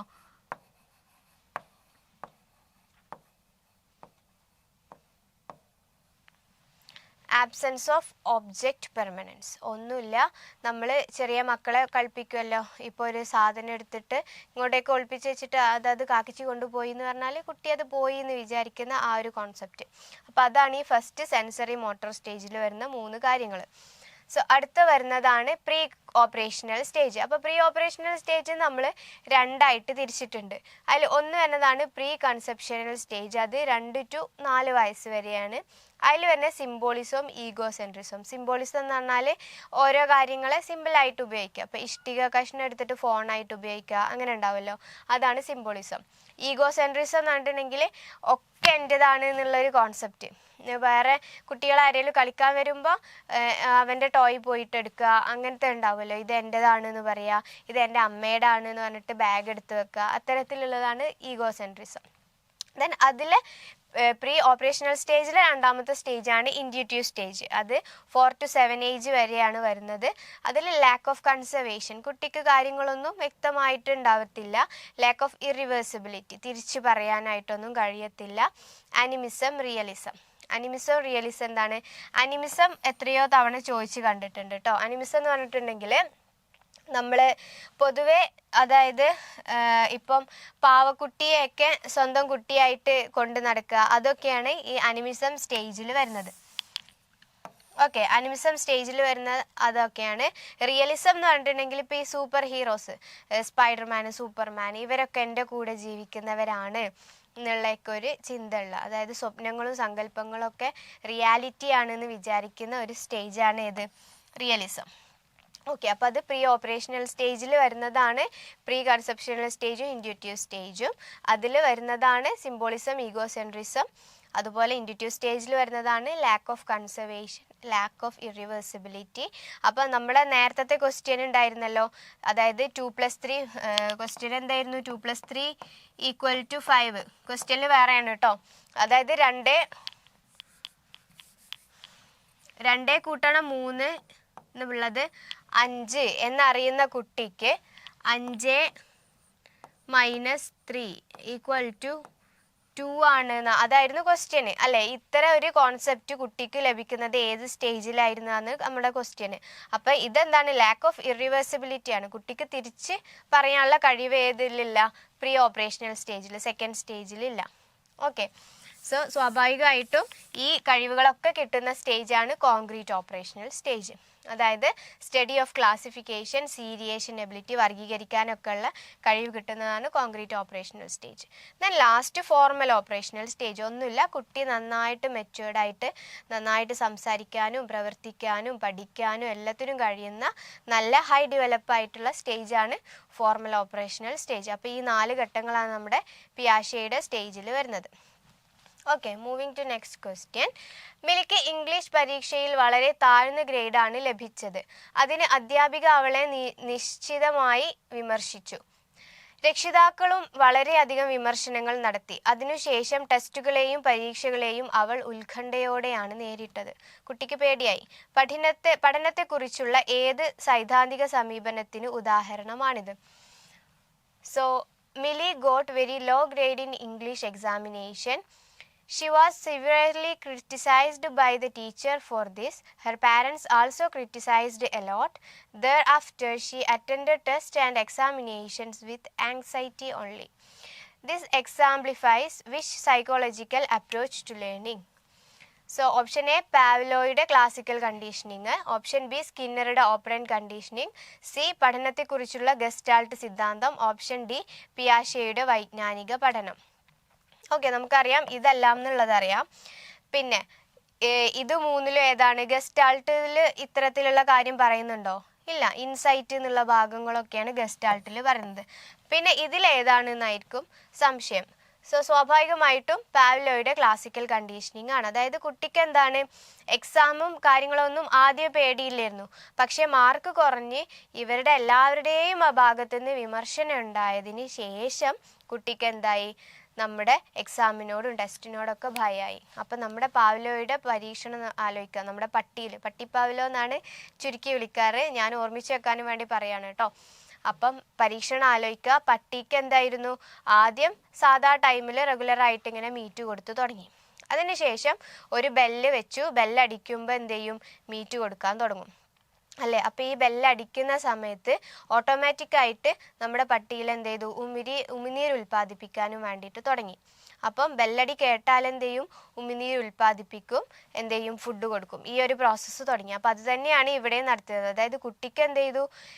എക്സാം നടത്തി, എല്ലാവരുടെയും വിമർശനം കിട്ടി. അതിന് ശേഷം എന്ത് ചെയ്തു? കുട്ടിക്ക് എക്സാമിനോട് എന്തായി? ദേഷ്യമല്ല, ഭയം, ആങ്സൈറ്റി ആയി, ഉത്കണ്ഠയായി. ഓക്കെ, അപ്പോൾ അത് കറക്റ്റായിട്ട് വരുന്നത് നമ്മുടെ പാവ്ലോയുടെ ക്ലാസിക്കൽ കണ്ടീഷനിങ് വെച്ചിട്ടാണ്. ഓക്കെ, സോ നെക്സ്റ്റ് ക്വസ്റ്റ്യൻ, ജെറോമസ് ബ്രൂണറുടെ വാക്കുകൾ പ്രകാരം വൈജ്ഞാനിക വികാസത്തിന്റെ ഭാഗമായി കുട്ടികളിൽ ആശയ രൂപീകരണം നടക്കുന്നത് 3 ഘട്ടങ്ങളിലൂടെയാണ്. അപ്പോൾ ഇത്രയും നേരം പിയാഷെയുടെ പുറകെയായിരുന്നു, ഇപ്പം നമ്മുടെ ബ്രൂണറെ പിടിച്ചിരിക്കുകയാണ്. ഇതിൽ ആദ്യത്തെ 2 ഘട്ടങ്ങൾ പ്രവർത്തന ഘട്ടം, ബിംബന ഘട്ടം എന്നിവയാണ്. അപ്പോൾ മൂന്നാമത്തെ ഘട്ടം ഏതാണെന്നാണ് question. So as a part of cognitive development proposed by Jerome Bruner, concept formation occurs on students at 3 stages. The first 2 stages are inactive stage and iconic stage. Which one is the third stage? So option പ്രതിരൂപാത്മക ഘട്ടം, option B മൂർത്ത മനോവ്യാപാര ഘട്ടം, യാഥാസ്ഥിക ഘട്ടം, സദാചാര ഘട്ടം. So correct answer വരുന്നത് ഏതാണ്? പ്രതിരൂപാത്മക ഘട്ടം അല്ലേ? ഇത് മൂന്നും ഇതിലുള്ളതാണോ? അല്ല, ഇത് മൂന്നും വേറെ തിയറികളിൽ വരുന്ന ഘട്ടങ്ങളാണ്. സോ പ്രതിരൂപാത്മക ഘട്ടം. അപ്പോൾ ബ്രൂണറുടെ 3 സ്റ്റേജുകൾ ഏതൊക്കെയാണ്? ബിംബന ഘട്ടം, ഒന്നുകൂടി നോക്കാം കേട്ടോ. 3 സ്റ്റേജ് വരുന്നത്, ഒന്ന് പ്രവർത്തന ഘട്ടം, രണ്ടാമത്തേത് ബിംബന ഘട്ടം, മൂന്നാമത്തേത് പ്രതിരൂപാത്മക ഘട്ടം.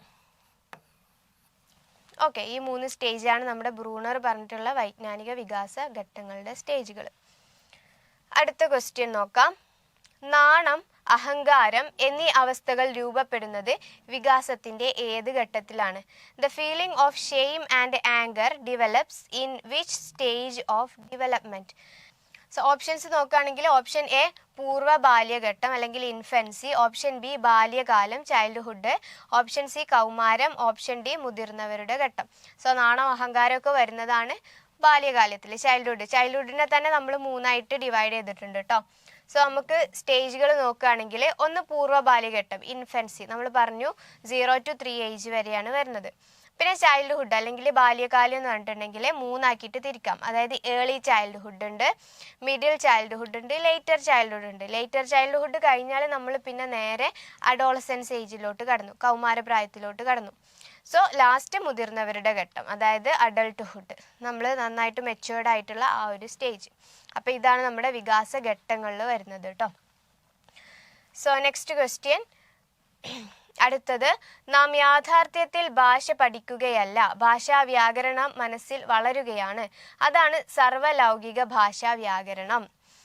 ഓക്കെ എന്ന് സൂചിപ്പിച്ചത് ആരാണ്? സ്വാഭാവികമായിട്ടും സർവലൗകിക ഭാഷാ വ്യാകരണം കൊണ്ടുവന്നിട്ടുള്ള ആൾ തന്നെയായിരിക്കും. So really we are not studying language, specific language elements and grammars are growing in the mind of the child through universal grammar. whose words are this? So options നോക്കുകയാണെങ്കിൽ യങ് പിയാഷെ, B.F. Skinner, option C Noam Chomsky, option D Jerome Bruner. So ആരാണ്? ലാഡും നമ്മുടെ എന്താണ് സാർവലൗകിക ഭാഷയൊക്കെ കൊണ്ടുവന്നിട്ടുള്ള നോം ചോംസ്കിയുടെ വാക്കുകളാണ് ഇവ. അടുത്ത ക്വസ്റ്റ്യൻ, അരുണിന്റെ ബുദ്ധിമാനം അതായത് IQ 120 ആണ്. അവന്റെ കാലിക വയസ്സ് 15 ആയാൽ മാനസിക വയസ്സ് ചുവടെ കൊടുത്തിരിക്കുന്നവയിൽ ഏതാണ്? Okay, so intelligent coefficient IQ of Arun is 120. If the chronological age is 15, which of the following is his mental age? MA ആണ് നമ്മളോട് കാണാൻ പറഞ്ഞിട്ടുള്ളത്. സോ നമുക്കറിയാം ഓപ്ഷൻസ് 15, 16, 18 ഇവയൊന്നുമല്ല എന്നുള്ള ഓപ്ഷൻസ് ആണ് കാണുന്നത്. സോ നമുക്കറിയാം IQ കാണാനുള്ള ഇക്വേഷൻ എന്താണ്? MA/CA × 100 അല്ലേ? അപ്പം നമുക്ക് ഇവിടെ MA ആണ് ചോദിച്ചിട്ടുള്ളത്, മെൻ്റൽ ഏജ് എത്രയാണെന്നാണ് ചോദിച്ചിട്ടുള്ളത്. CA തന്നിട്ടുണ്ട്, CA എത്രയാണ്? കാത്തോലിക്കൽ ഏജ് തന്നിട്ടുണ്ട്, എത്രയായിരുന്നു? 15 കാലിക വയസ്സ് 15 ആണെന്നുള്ളത് തന്നിട്ടുണ്ട് അല്ലേ? അതുപോലെ IQ നമുക്ക് തന്നിട്ടുണ്ട് 120 ആണെന്ന് തന്നിട്ടുണ്ട്. അപ്പം ഇതിൽ നിന്നും മെൻ്റൽ ഏജ് കാണാൻ നമ്മൾ എങ്ങനെ ചെയ്യുക? IQ × അല്ലെ ഗുണിക്കണം CA, മെൻ്റൽ ഏജിനെ അവിടെ നിർത്തിയിട്ട് ബാക്കിയുള്ളതിനൊക്കെ ഇങ്ങോട്ടേക്ക് എടുത്താൽ മതി, /100 അല്ലേ? ഇവിടെ ഗുണം 100 എന്നാണ്, ഗുണം 100 എന്നുള്ളതിനെ സമത്തിൻ്റെ ഇപ്പുറത്തേക്ക് കൊണ്ടുവരുമ്പോൾ ഹരിക്കണം എന്നാകും. സോ നമുക്ക് എങ്ങനെ എഴുതാം? 120 × 15/100, 0 ക്യാൻസൽ ചെയ്ത് പോവാം. സോ ഇത് ചെയ്യുമ്പോൾ നമുക്ക് എന്ത് കിട്ടും? 18 എന്നുള്ള ഉത്തരം ലഭിക്കും. സോ നമുക്ക് മെൻ്റൽ ഏജ് ലഭിച്ചു 18 ആണെന്നുള്ളത്. സോ സ്വാഭാവികമായിട്ടും ഓപ്ഷൻ സി ആണ് കറക്റ്റ് ആൻസർ വരാം. So next question. പഠനത്തിലൂടെ നേടിയ ആശയങ്ങളും ധാരണകളും സ്വയം വിമർശനാത്മകമായി പരിശോധിക്കുകയും മാറ്റങ്ങൾ ഉൾക്കൊള്ളുകയും ചെയ്യുന്ന ഒരു വിലയിരുത്തൽ രീതിയുണ്ട്. ഇത് അറിയപ്പെടുന്നത് ഏതാണെന്നാണ് question. So the idea and concept acquired through learning are critically examined and changes are made is a type of assessment. This is known as. Options നോക്കാം. വിലയിരുത്തൽ തന്നെ പഠനം, assessment as learning. Option B പഠനത്തെ വിലയിരുത്തൽ അല്ലെങ്കിൽ assessment of learning. Option C പഠനത്തിനായുള്ള വിലയിരുത്തൽ, assessment for learning. Then D സ്വയം വിലയിരുത്തൽ, സെൽഫ് അസസ്മെൻറ്റ്. ഓക്കെ, ആരും പോയിട്ട് സെൽഫ് അസസ്മെൻറ്റ് ഇടരുത്. ഇത്തരത്തിലുള്ളൊരു അസസ്മെൻറ്റ് നമുക്ക് പഠിക്കാനില്ല. ഓക്കെ, സോ വിലയിരുത്തൽ തന്നെ പഠനമാണ് കറക്റ്റ് ആൻസർ. നമ്മൾ സ്വന്തമായിട്ട് ക്രിറ്റിസൈസ് ചെയ്തിട്ട് അതായത് ഗുണവും കാണണം ദോഷവും കാണണം, അത്തരത്തിൽ നമ്മൾ വിലയിരുത്തുന്നതിനെയാണ് നമ്മൾ വിലയിരുത്തൽ തന്നെ പഠനം എന്ന് പറയുന്നത്. സോ ബാക്കിയുള്ള രണ്ടെണ്ണം, അതായത് പഠനത്തെ വിലയിരുത്തൽ അല്ലെങ്കിൽ അസസ്മെൻറ്റ് ഓഫ് ലേണിംഗ് എന്ന് പറഞ്ഞിട്ടുണ്ടെങ്കിൽ ഒരു പാഠഭാഗത്തിൻ്റെ അല്ലെങ്കിൽ യൂണിറ്റിൻ്റെ വിനിമയത്തിന് ശേഷം എന്ത് ചെയ്യുക, എന്തൊക്കെ പഠിച്ചു എന്ന് നോക്കാനും വേണ്ടിയിട്ട് നമ്മൾ വിലയിരുത്തുന്നതാണ് അസസ്മെൻറ്റ് ഓഫ് ലേണിംഗ്. ഓക്കെ, അടുത്ത വരുന്നത് പഠനത്തിനായുള്ള വിലയിരുത്തൽ. അതായത് നമ്മൾ പഠിക്കാനും വേണ്ടിയിട്ടല്ലേ, അപ്പം എന്ത് ചെയ്യാണ്, പഠനം നടക്കുന്ന വേളയിൽ അതിൻ്റെ ഇടയിൽ എന്ത് ചെയ്യാണ്, അസസ്മെൻ്റ് എടുക്കുകയാണ്. അതാണ് പഠനത്തിനായുള്ള വിലയിരുത്തൽ. നേരത്തെ നമ്മൾ സമ്മേറ്റീവും ഫോർമേറ്റീവും പറഞ്ഞല്ലോ, അതുപോലെ തന്നെയുള്ളൊരു സംഭവമാണ്. സോ അതിലും മെയിനായിട്ട് വരുന്നത് ഫീഡ്ബാക്ക് എടുക്കലാണ്. സോ അടുത്ത ചോദ്യം. 4ാം ക്ലാസ്സിൻ്റെ ക്ലാസ് ടീച്ചറായ ഫെമിന ടീച്ചർ കുട്ടികളോട് പറഞ്ഞു, നിങ്ങൾ ഒരു പെൺകുട്ടിയെയും ഒരു ആൺകുട്ടിയെയും ക്ലാസ് ലീഡർ പദവിയിലേക്ക് നിർദ്ദേശിക്കുക. ഓരോ ആഴ്ചയും ലീഡർ പദവിയുള്ളവരെ റൊട്ടേറ്റ് ചെയ്യുന്നതാണ്. ഇത് ഏതൊരു ഉദാഹരണമാണെന്നാണ് question. So Femina teacher, the class teacher of 4th standard, told the students select 1 female students and 1 male student to the class leader position. The leadership will be rotated on weekly basis. This is an example of 1 A അല്ലെങ്കിൽ ലിംഗവിവേചനം അല്ലെങ്കിൽ gender bias. Option B ടീച്ചർക്ക് കുട്ടികളോടുള്ള സ്നേഹത്തെ കാണിക്കുകയാണ്, love of teacher towards children. Option C ജനാധിപത്യത്തിൻ്റെ ലംഘനം, violation of democracy. Option D ലിംഗസമത്വം, ജെൻഡർ ഇക്വാലിറ്റി. സോ സ്വാഭാവികമായിട്ടും ആൻസർ ഏതാണ്, ജെൻഡർ ഇക്വാലിറ്റി അല്ലേ. ലീഡർ പൊസിഷനിലോട്ട് ആൺകുട്ടികൾ മാത്രം നല്ല ടീച്ചർ പറഞ്ഞത്, ആൺകുട്ടിയെയും പെൺകുട്ടികളും മത്സരിക്കണം, അവരെന്ത് ചെയ്യും, പിന്നെ അത് റൊട്ടേറ്റ് ചെയ്യുകയും ചെയ്യപ്പെടും. സോ സ്വാഭാവികമായിട്ടും ലിംഗസമത്വം എന്നുള്ളതാണ് ഏത് കറക്റ്റായിട്ട് ആൻസർ വരാം.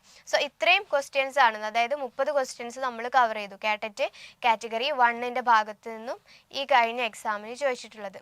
സോ നമ്മൾ ഡീറ്റെയിൽ ആയിട്ട് ചർച്ച ചെയ്തിട്ടുണ്ട്, കുറച്ച് ഇമ്പോർട്ടൻ്റ് ആയിട്ടുള്ള ഭാഗങ്ങളും പറഞ്ഞു തന്നിട്ടുണ്ട്. എല്ലാവർക്കും യൂസ്ഫുൾ ആവുമെന്ന് വിചാരിക്കുന്നു. Thank you.